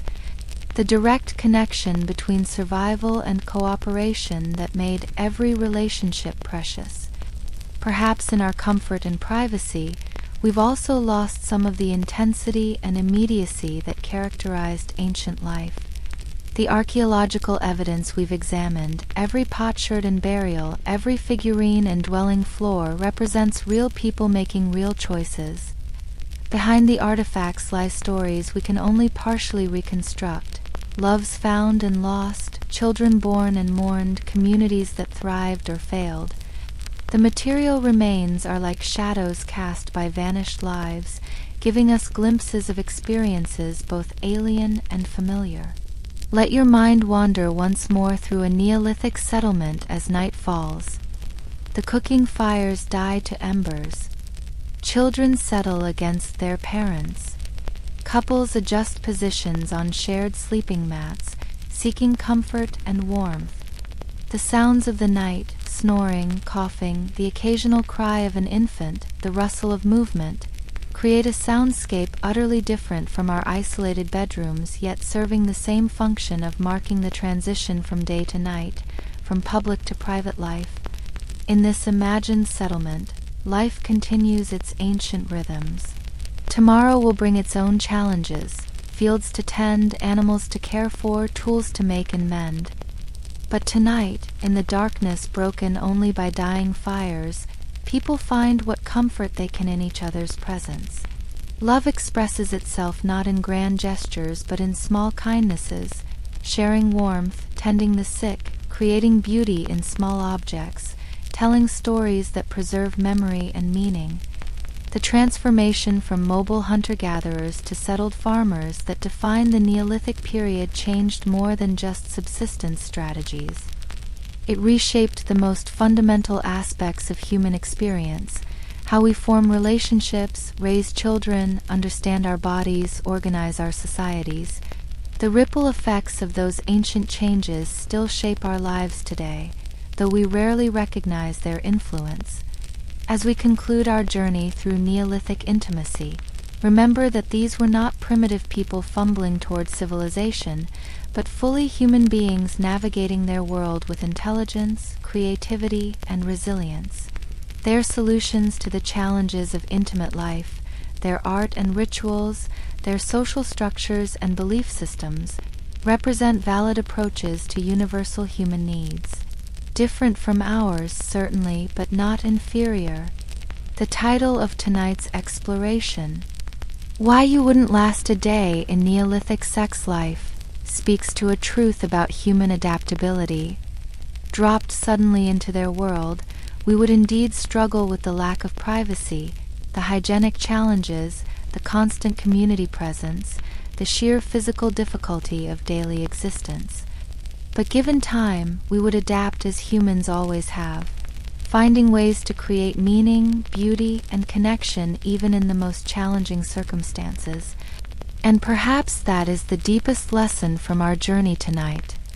Human beings possess a remarkable capacity to find love and create intimacy regardless of external conditions. We are the descendants of people who managed to form lasting bonds, raise children to adulthood, and find moments of joy despite living in conditions we would consider impossible. Their success in navigating these challenges is written in our very existence. As sleep approaches, let these ancient lives fade gently from your conscious mind. They return to the earth from which archaeology briefly retrieved them, but something of their experience remains with us. An appreciation for the struggles that shaped humanity, a recognition of the privileges we enjoy, a connection across time to people who loved and lost, hoped and feared just as we do. The Neolithic period represents a crucial chapter in the human story, when our ancestors took the first steps toward the complex societies we inhabit today. In their experiments with settlement, agriculture, and social organization, they laid the foundations for civilization. But tonight we've seen that beneath these grand historical transformations lay individual lives filled with the same desires and challenges that define human existence. Rest now in the comfort of your modern world, grateful for the struggles you don't have to face, the diseases you needn't fear, the privacy you can take for granted. But remember too that you carry within you the legacy of those ancient people. Their resilience flows in your veins.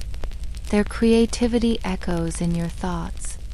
Their capacity for love despite hardship lives on in every human connection. The night deepens around you, much as it deepened around those ancient settlements 10,000 years ago. But where they faced the darkness with only fire and community for protection, you rest secure in the achievements of countless generations. Each innovation, from the first permanent dwellings to modern medicine, represents humanity's long journey toward comfort and security. Let the stories we've shared tonight settle into that place where history becomes dream, where the boundaries between past and present blur.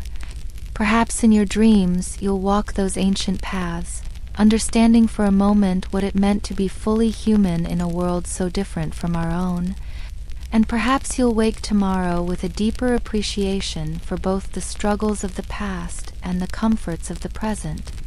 Sleep now, carried into rest by the quiet voices of the ancestors, whose lives we've glimpsed tonight across the vast expanse of time. They sleep too, in the earth that holds their remains, their stories told in fragments of bone and stone, their loves and losses preserved in the archaeological record that connects their world to ours. Good night, and sweet dreams of times long past and lives fully lived.